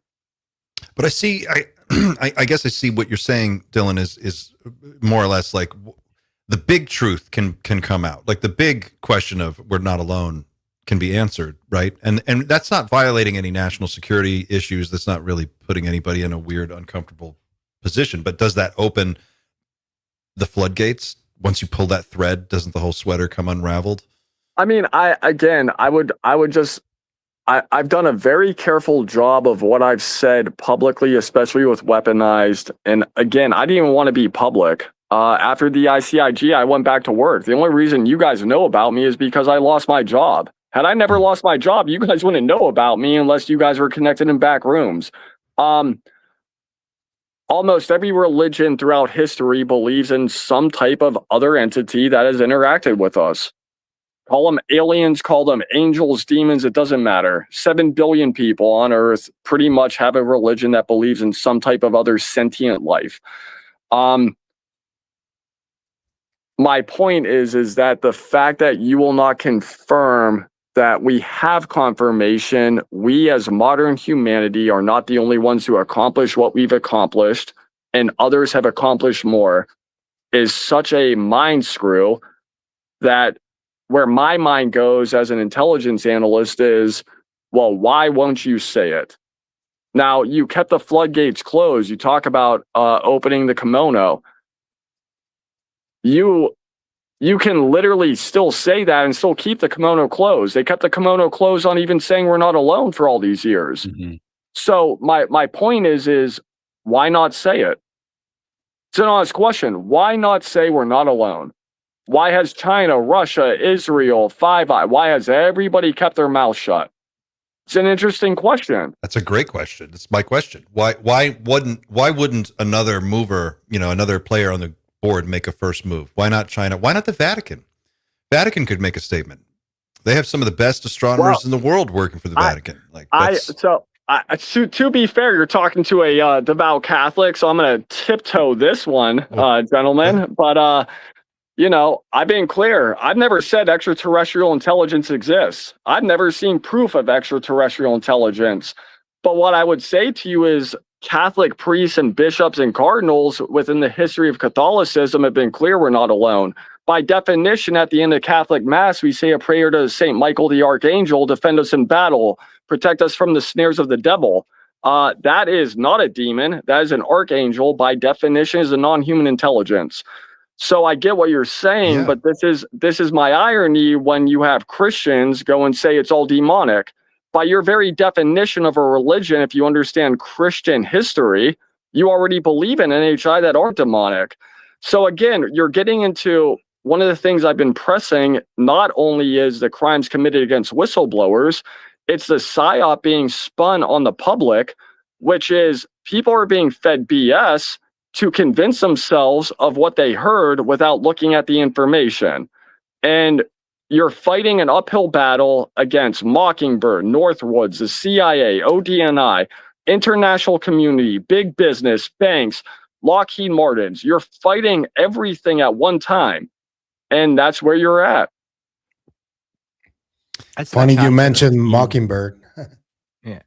Is there a chance, though, that this is being kept secret at that high level? Because like Clint saying he likes that question around why is everyone keeping it secret, that there's a good reason it's kept secret. Yeah, Andy. I mean, I brought this up before. The scary part is that if this was all sunshine and rainbows, you could say we're not alone. What freaks me out is if this was good news, they would go and sell it because there's a profit there. The fact they don't sell it freaks me out. There you go. Yeah. This guy, he gets One of the questions too is how many sovereign nations, countries, or institutions have a kind of agreements with each other to keep the genie in the bottle here. One, the former Brazilian defense minister who Jesse Michaels talked to kind of said, hey, if the U.S. releases their documents and files on UFOs, we will as well. But also, you know, back in the 70s, within the SALT treaties, the U.S. and the then Soviet Union had agreements. They had red phone MoLink hotlines, Adam 222 and Adam 333 nuke flash codes to alert the Soviet Union, or for them to alert us Americans if there were UFOs that could be misconstrued as ICBMs or kind of a nuclear launch. Yeah. Who's to say there weren't further classified agreements between the US and USSR to say, hey, if something lands in kind of your territory, you get it, it lands in our territory, but let's keep this genie in the bottle because we don't think yet China or other adversaries, other sovereign nations have this technology yet. So I think that's also an open possibility. This is the thing that gets me, though. It's like the argument that the threat narrative argument is it's arguably the easiest one to sell to people because we buy it all the time. We bought it about after 9/11. We bought the threat narrative. We bought it about weapons of mass destruction in Iraq when Saddam Hussein didn't have any weapons of mass destruction. We go to war all the time on that basis. So we know that works. And if you wanted to keep people on board with what you were doing and funding the cover up and continuing to just funnel money into this and probably even get more, wouldn't it make more sense to say, yeah, we're not alone? And guess what? It's a big, scary fucking universe out there. And we have we just figured out how to build bows and arrows. So we're going to need some help. We got to get all the scientists on board. We're going to need more funding. We're going to push for. That seems to me more effective in terms of achieving a positive end result for the people in control of the program than trying to hold back the tide that is clearly impossible to do forever. This is a losing fight. Sooner or later, information is going to be free.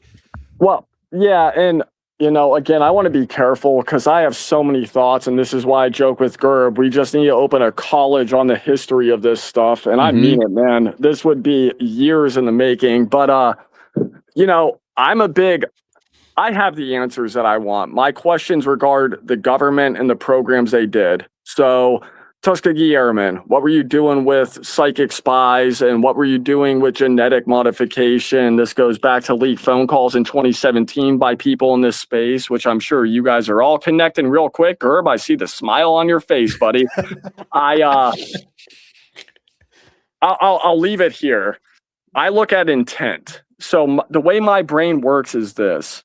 What are the facts? I don't care about the opinions of the facts. What are the facts? Something's here. It's interacting with humans. It conceals itself. It goes to military bases. It goes to nuclear sites. Why are you doing that? And then you look at, okay, we recovered things. Hypothetically, if you believe it, I know where I'm at with this. And I think Gerb and Pavel and most of you guys up here know where you're at with it. So now you go to, okay, we recovered it. Well, now let's go back to 2023 and Dave Grusch with agreements. So my point is that if you look at the facts and you accept basic things as true, whether you know them firsthand or not, if you believe them based on the research, and Gerb, this is where you do a good job. You go through all of this and you see what's out there in the public record and you break it down. I do not know, real quick, I do not know how anybody can say the intent of the majority of what we're seeing is beneficial. At most, I think you could say it's clearly an operation for preparation of the battlefield.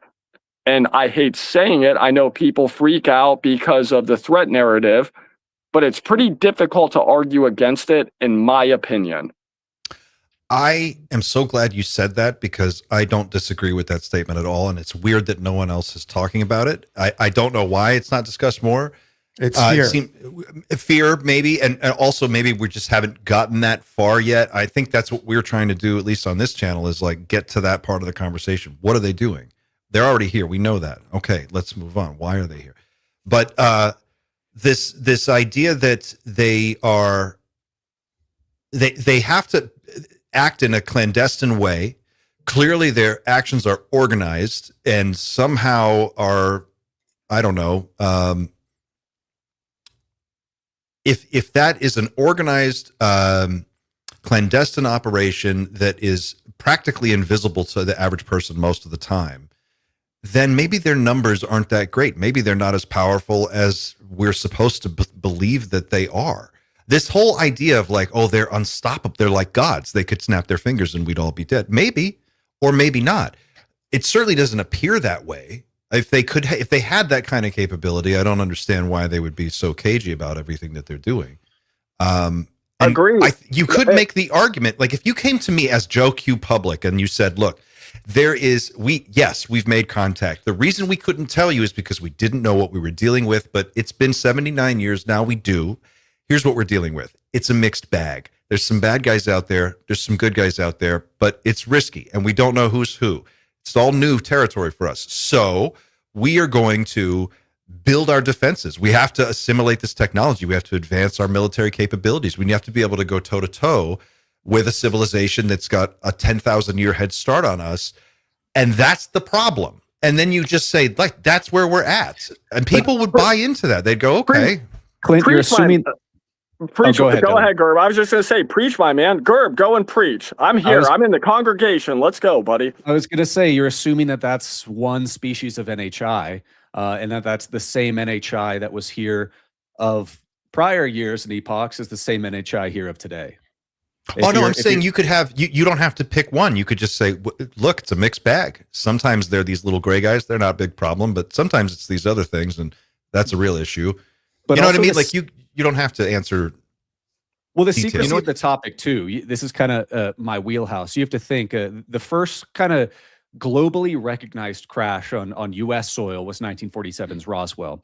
There were previous crashes like Magenta. For all intents and purposes, Magenta was a lenticular disc that was non-manned.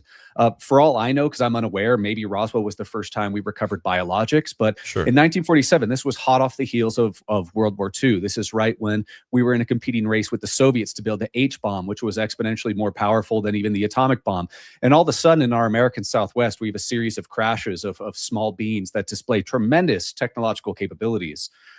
There's going to be a scramble to both not incite fear within the larger U.S. populace, as well as try and create asymmetrical advantages from that technology. And over the years, that secrecy structure just spiraled out of control to where even real truths of reality, the question of whether or not we're alone, which no, we're not, has basically become classified information. It's just been a tremendous compounding effect. It's wild.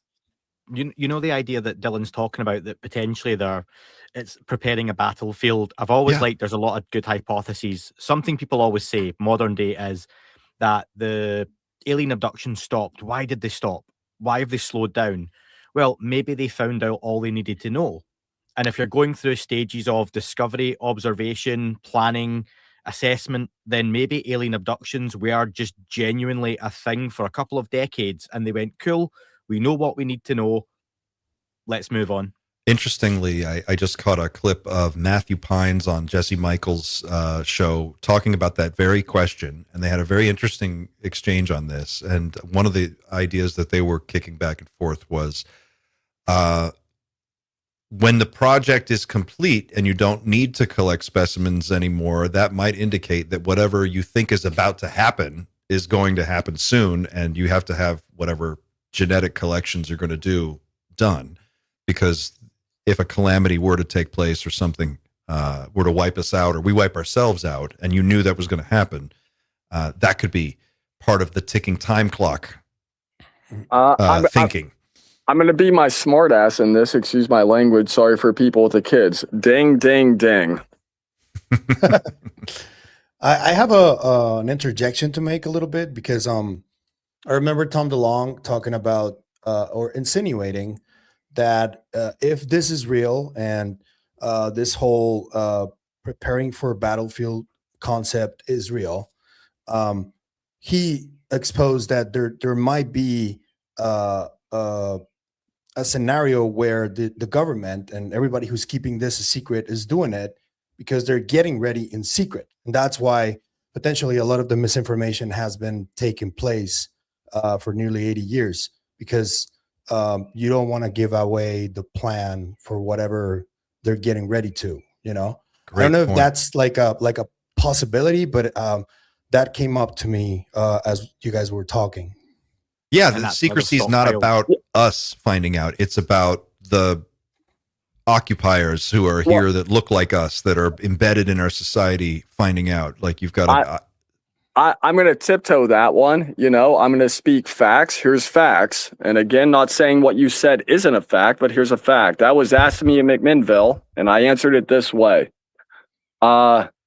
You really think Russia, China, Israel, Five Eye, all the rest of the superpowers, especially the nuclear superpowers, don't know this is real?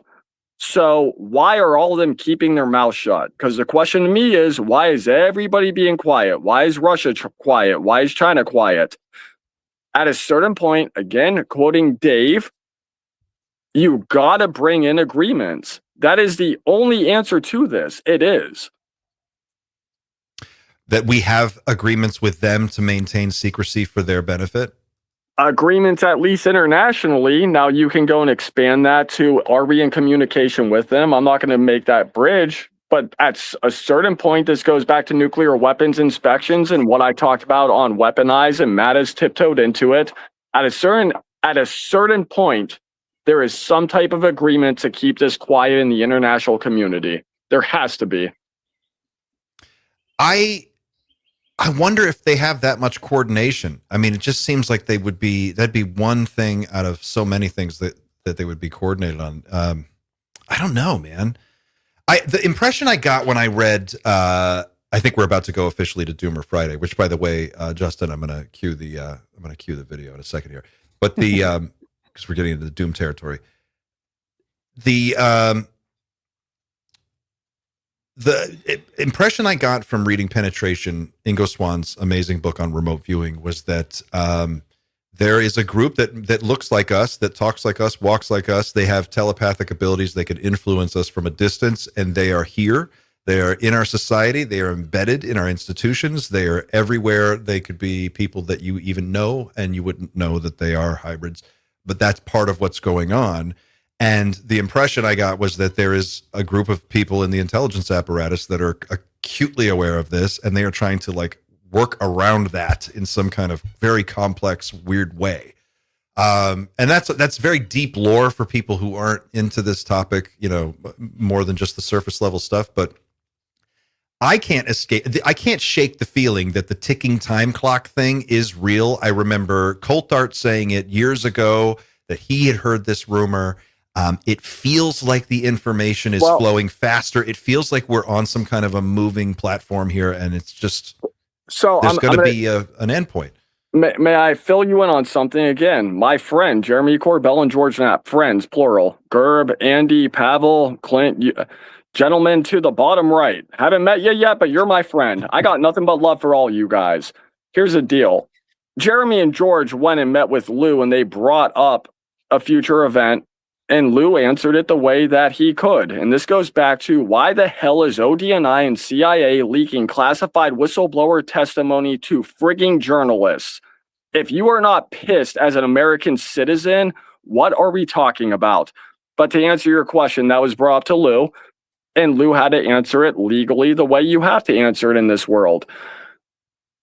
It's pretty clear something's going on. And I try to avoid the woo, and most of you up here know that I know a thing or two about the woo. I don't like talking about the woo. I don't want to talk about it publicly. But there's a reason all this is unfolding, and I avoid Ingo Swann not calling him a liar. I avoid all of this, but there's something to it. At the end of the day, there's a reason why all of this is starting to come out. There's a reason why you see an internal struggle within the Department of War, Department of Defense, and the IC. Gerb, am I wrong there? You see them fighting with each other daily. Mm-hmm. True. So it's pretty clear something is happening for a reason. And having worked in this for over a decade, you don't begin getting into fighting matches internally with lots of money and contracts unless something's going on and two agencies at minimum have a real big investment on what they want to be done with that information. Yeah.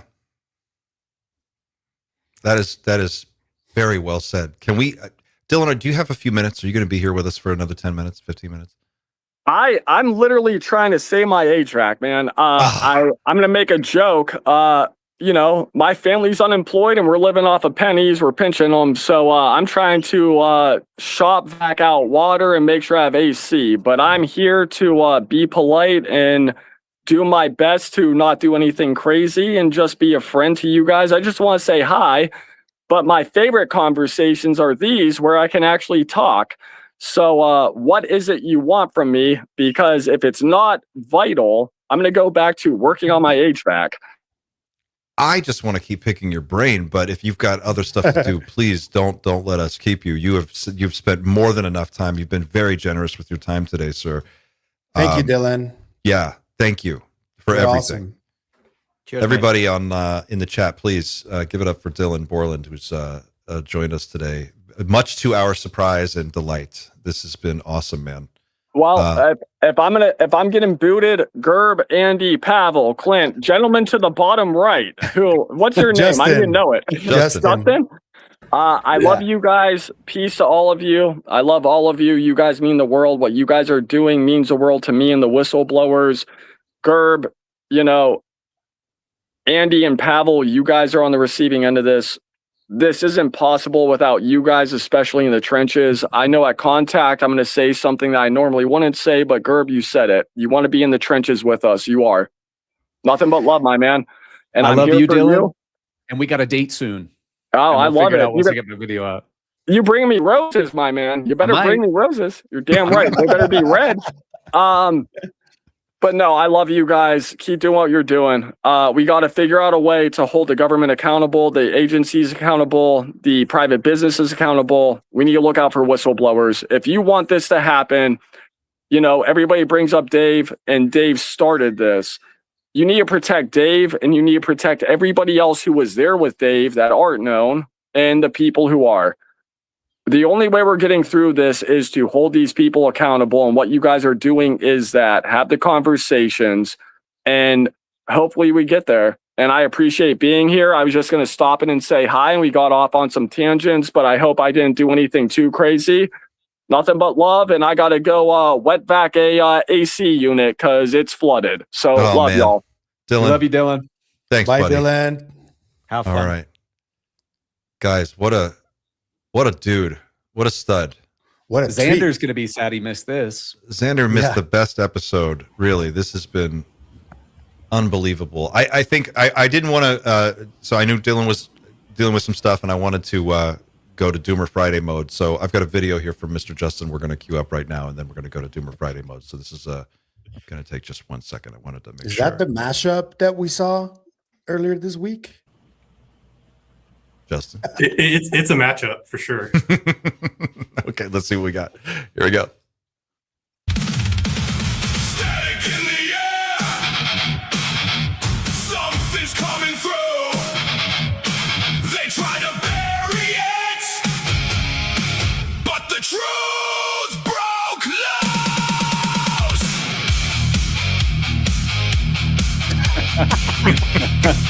This is a surprise to me. I like it. That Weinstein? Yeah. Step into the ring where the classified fights. No more cover-ups, no more hiding tonight. You bring your debunks, we'll bring the receipts. Step in the ring and face what you can't beat. The orbs are aligned, the bell's about to ring. Nowhere to run.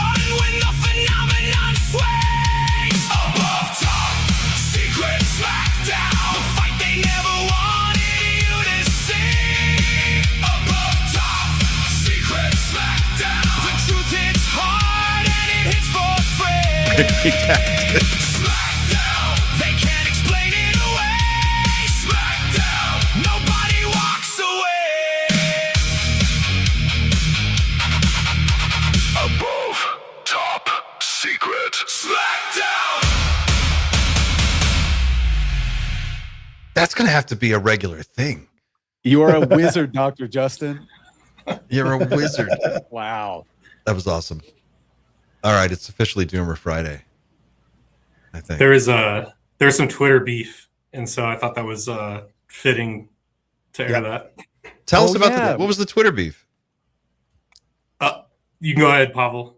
Eric Weinstein called Mick West names. I'm not gonna say what he said, but they got into it. Mick doesn't really lose his cool when he's like engaging with others. I have never seen him lose his cool really, but that was an interesting one, and it was apropos for today. It fell in perfectly. So Live by the sword, man. You want to be out there on Twitter shit talking everybody else, you got to be able to take it too. That's why I'm not on Twitter. I'm too sensitive. I can't do that shit. Can't get into fights with people. it's all right. You just gotta ignore the ones that you don't like, and that's it. Posting ghosts. Like Dylan was saying about being in the trenches a minute ago before he left, and it reminded me of this great phrase that Corbell used at Contact: UFO Vietnam. He's like, it's UFO Vietnam out there, guys. That's what it is. Really is. What do you think about what he was saying? The ticking time clock. Something's coming. Dylan seems to be at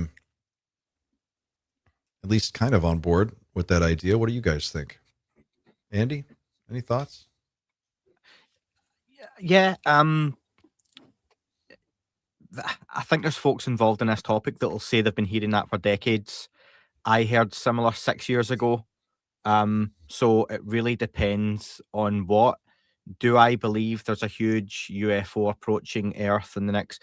So can I just plug, and this is relevant, I've got my Jeremy Corbell interview dropping in 1 hour on YouTube. So that's like 10 o'clock UK, 5 o'clock Eastern, 2 p.m. Pacific. We talk shit about Gerb, loads of... No, we don't. We just to wake him up. No, but we do go into the whole... There's a craft approaching Earth thing, which Corbell mentioned was taken out of context. But I brought up the fact that Corbell and Nat were at Elizondo's event a few nights ago, and Jeremy asked Lou 5 questions on stage, and one of them was about what's this story about 2027 or 2036 and a craft approaching the Earth. And rather than just say a normal answer, Lou again said, I'm not the person to ask about that. Hug your wife and children and family. So whether he truly knows something, because Corbell doesn't believe this is true. So there's 2 people that are on the same side. Yeah. Gerb's switching here, so clearly knows more than I can go into. But I would love to know, this sounds like bullshit to me. This whole something's approaching Earth. Not that something might not be coming or whatever. I don't believe aliens work to a calendar that we can work out. Yep, 2036, June 18th at 4 p.m. Because if it is the case, I really fucking hope it's the middle of the night in the United States and you all have to wake up like the rest of us normally do. So I don't believe aliens or NHI are working to anything like a calendar we would be aware of. I don't believe anything's crawling its way across the universe right now to get to us. This is not the 3-body problem. And yeah, I'd like to know a little bit more about that. But people seem to talk, not Dylan, but people seem to talk really ambiguously around it. Is that for hypes, clicks, advertising shows, books? I don't know, but it's a little bit of a frustrating one. Well said, Andy. I agree with you fully there. I think the 2027 thing is nonsense. Or 2036. Yeah, 2036 as well. Well, yeah. Gerb, let me ask you a follow-up on that, though. What is the motivating force behind all of the activity that we're seeing right now? If you had to point to something and say it's happening now because... Well, my personal view, based upon the best available swath of my evidence, is that we are kind of a product in a zoo where the zookeeper isn't interested and the animals unless they mess with the enclosure. That's my personal viewpoint. And I also believe that the NHI that is here on this planet today is not the NHI that was here millennia ago, even hundreds of years ago. But I feel very strongly about my zookeeper analogy. That's what I personally think. I like the zookeeper analogy because that seems to fit with that seems more, I don't know, Space Brothers and all the, Love and Light people. Do you know why I like that one? With that. You might like this, Clint, because we think quite similar on some things, right? And to Gerb's point, I like the zoo thing and that something else, maybe not coming from other planets, but I know Kevin Knuth doesn't like the interdimensional thing because he doesn't think the language is correct. But, multiverse theory, if we started setting off atomic weapons and nuclear weapons, you're not necessarily sending signals out into Mars and other planets.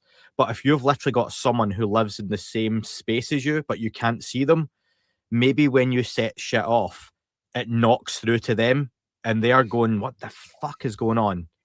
And then you start doing that hundreds and thousands of times, testing stuff.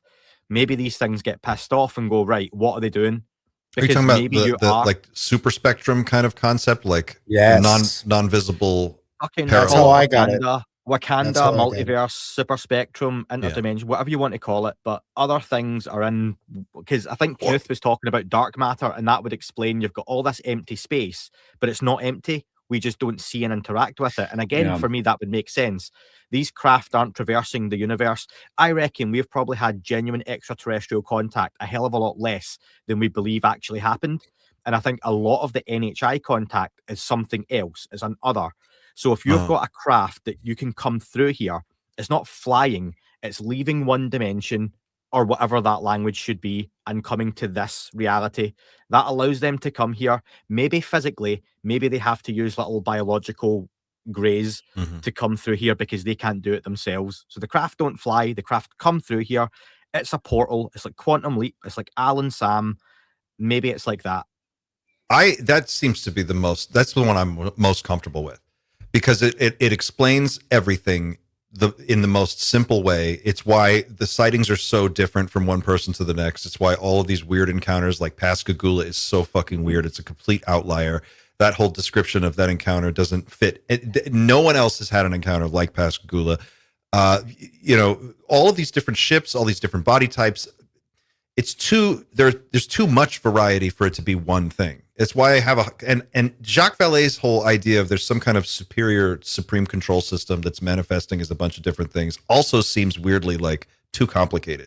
The simpler answer would be there's just a lot of stuff out there, and we're in the middle of a busy area and we're just now figuring it out. It's like we live next to a highway or something, and it's all happening. And maybe places like Skinwalker Ranch are so active because they live in, again, I'm not a scientist, clearly, sorry to shock folks, but I am not a scientist, right?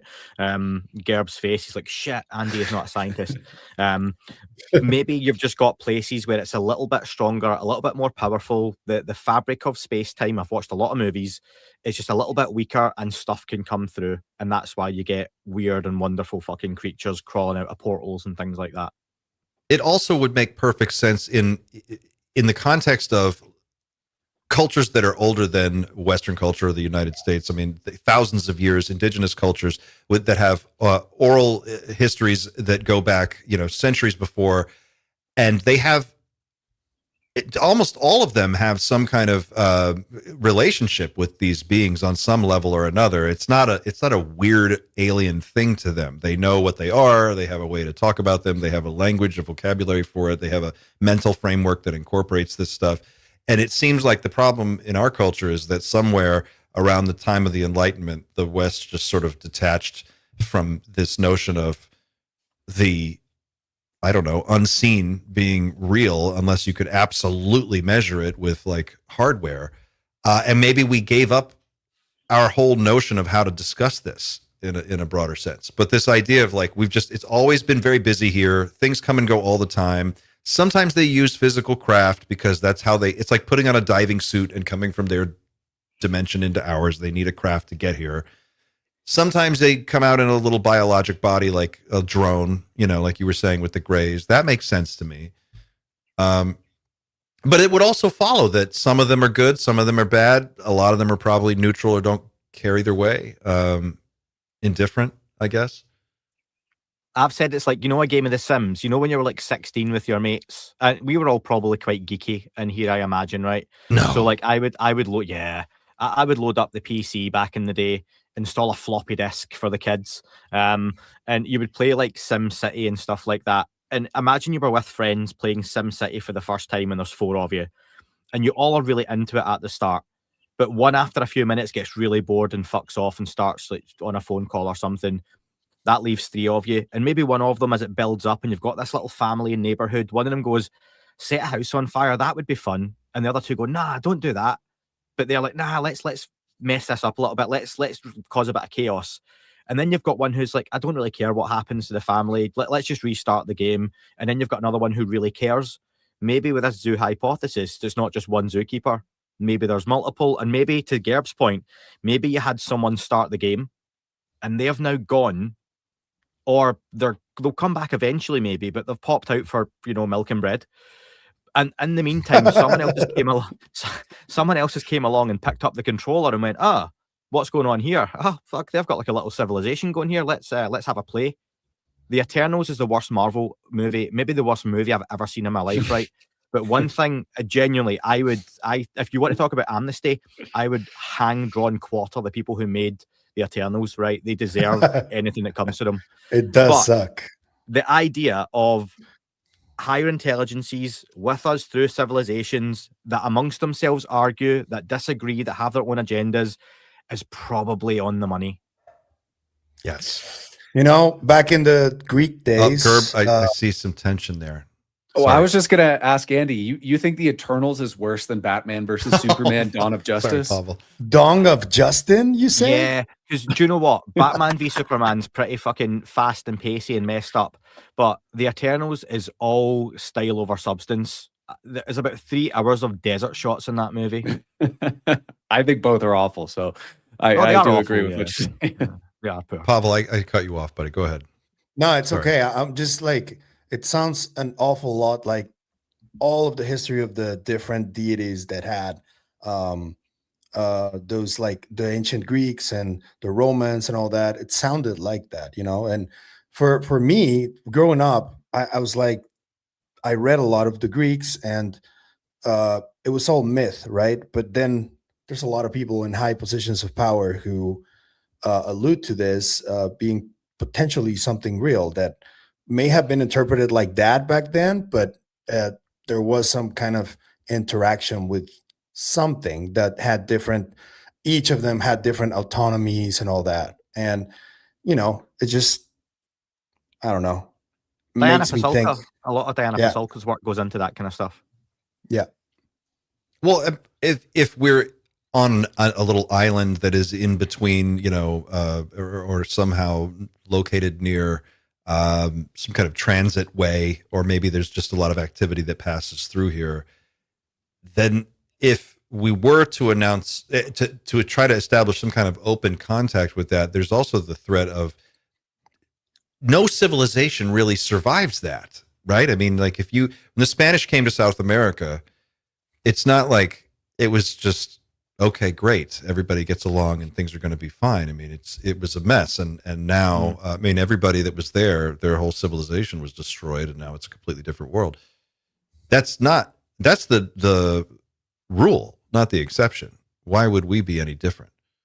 Yeah, one clearly takes over. Right. And knowing us, we would instigate and try that first, and they would go, no, like Arrival, when we try and blow up one of the spaceships. And it's like, that's probably pretty accurate in terms of how UFO reality would actually go. Oh, these things have came down and tried to talk to us. Let's sneak a bomb in and try and blow them up before they do shoot first, anything. ask questions later. It's the Han Solo Star Wars, the American way. The hole in that movie, which I understand why they weren't trying to tell this story, but I mean, it seems silly to me that movie starts with the base assumption that we have no knowledge of any alien life whatsoever, and there is no Area 51. Like they just, oh my God, the aliens just showed up. This is the first time we're seeing all this. Seems a little hard to buy. But to your point earlier, Andy, about atomic weapons, I also wonder sometimes if it has something to do with underground bases or hidden bases. Now, underground nuclear testing might damage their technology. It might have some. We know that EMPs can take their ships out of the sky. We know that some terrestrial technology, if you believe Colonel Corso, there's certain types of pencil beam radar, he called it, that interfered with their craft in some way that we didn't really understand it at the time. I don't know. I just have the sense I have is that this idea that whoever we're dealing with is somehow like godlike. Let's go full 90s coast to coast here, right? Let's go full Art Bell mode, collar mode. What if we are not testing things underground, but what if there is a whole civilization that lives under the earth that were some of these intelligences that were here long before us? They moved underground because to actually live on the skin of a planet is the worst place on most planets you could live. It would be underground. It would make a lot more sense. That gives you all your Atlantis shit and everything as well. And we're actually in big wars and fighting these things underneath the ground. That's the nuclear testing that happens under the ocean. Yeah. Boom. Okay. There you go. You heard it here Tell first. me I'm wrong. Tell me I'm wrong, Clint. That's who was the guy that worked on the bases that Phil Schneider? Isn't that what he said? I went down into the shaft with a Luger pistol and I got to the bottom and remember this story? Phil Schneider, they were building deep underground bases. He was a shootout in the dumbs. Geologist, right? Wasn't he a geologist? Some kind of a geologist who was brought in to consult on this. And how do you guys not know this story? Phil Schneider's story is like I do. Too young. Oh, yeah. Too young. Too young. And so he's working on building this base, and the way he's explaining it is like first they go down and they drill down 4 holes, and that's the corners of the shape they're trying to build, and then they go down the shaft and they dig across. There's some kind of a method to this, how this works. And he says that as part of his job, as I believe he's a geologist, and he was there to sort of figure out where they could do certain things or how this was going to be built. He goes down in an elevator shaft to get to the bottom of the shaft that they've cut, and they come out into a room that he describes as a huge room, and there are grays in there. And there's a tall gray that sees him. He sees the tall gray. He freaks out. He reaches for his gun. He shoots this gray, and then he is lit up in some kind of electronic light. They zap him with something, and it cuts his hand in half. There's a firefight, he goes on to say. There are some Green Berets who are there to provide security. That's what they're doing. One particular Green Beret pulls him out, and that's the reason he survives that. When they discovered that's what they found down there. When they were drilling down, they basically discovered an underground base. That sounds like a 25-page Linda Moulton House story. I think, yeah, it does sound like that. I've been contacted by a man who tells me that he's been in contact. Yeah. So like a retired Navy SEAL. Yeah. Fought on Mars for 35 years before being returned. Can I ask something real quick? Because I think we're maybe probably about to finish in a little bit. Because in the David Grusch event on Tuesday, there's a little soundbite from Congresswoman Luna that I was very curious to maybe see if we can expand on a little bit, because she seems to claim, and she seemed really certain that there was going to be some kind of meeting at the White House to get that executive order for whistleblower protections. How certain is this, if anybody can answer, that this will happen, or maybe it already happened? Because the UFO file drop today was pretty underwhelming for me, and I don't know if that can help for the next batch that drops, if that can help get some more meaningful stuff. Yeah. Why is everybody looking at me? If I knew, under no circumstances would I divulge that information if I knew. Okay. Fair If enough. you had to guess, though. If you don't know, then if you had to guess. Shrug. She seemed really certain. She was very certain. So that's why I'm asking, because she was convinced. That's how she sounded like. Time will tell, Pavel. Okay. Oh, sorry, had to ask. You're very devious. You're Sorry. very devious. I think we are going to go ahead and wrap it there, guys. But so we're at what, 2 hours and almost 12 minutes. Any final thoughts on Disclosure Day? We're all recommending everybody goes and sees it, right? Go watch Or it. no? Yeah. Go Hell watch yeah. it. And I while need to you're watch it a there, second time. when you watch it, listen. What else do we want to talk about? Mr. Justin, you have a recruiting drive, if I'm not mistaken, that you wanted to mention to some folks, right? You were trying to get some people to participate in a project you've got cooking. Yeah, When- I have so many When we say the boys at the lab, we're talking about Mr. Justin and his lab. This is our guy. So I have adjacentinteractive.com. I'm asking for people who want to volunteer, building some video games with some stuff. And I have a second one almost done. I'm just busy because I do all kinds of things. But I have a big one that I want to do, but it's going to take some time with some accuracy, with lore stuff built into it. So Adjacent Interactive is through here if people want to be involved in. So you're building a number of different games, right? You've got game design going on. And so how do people use this to get in contact with you?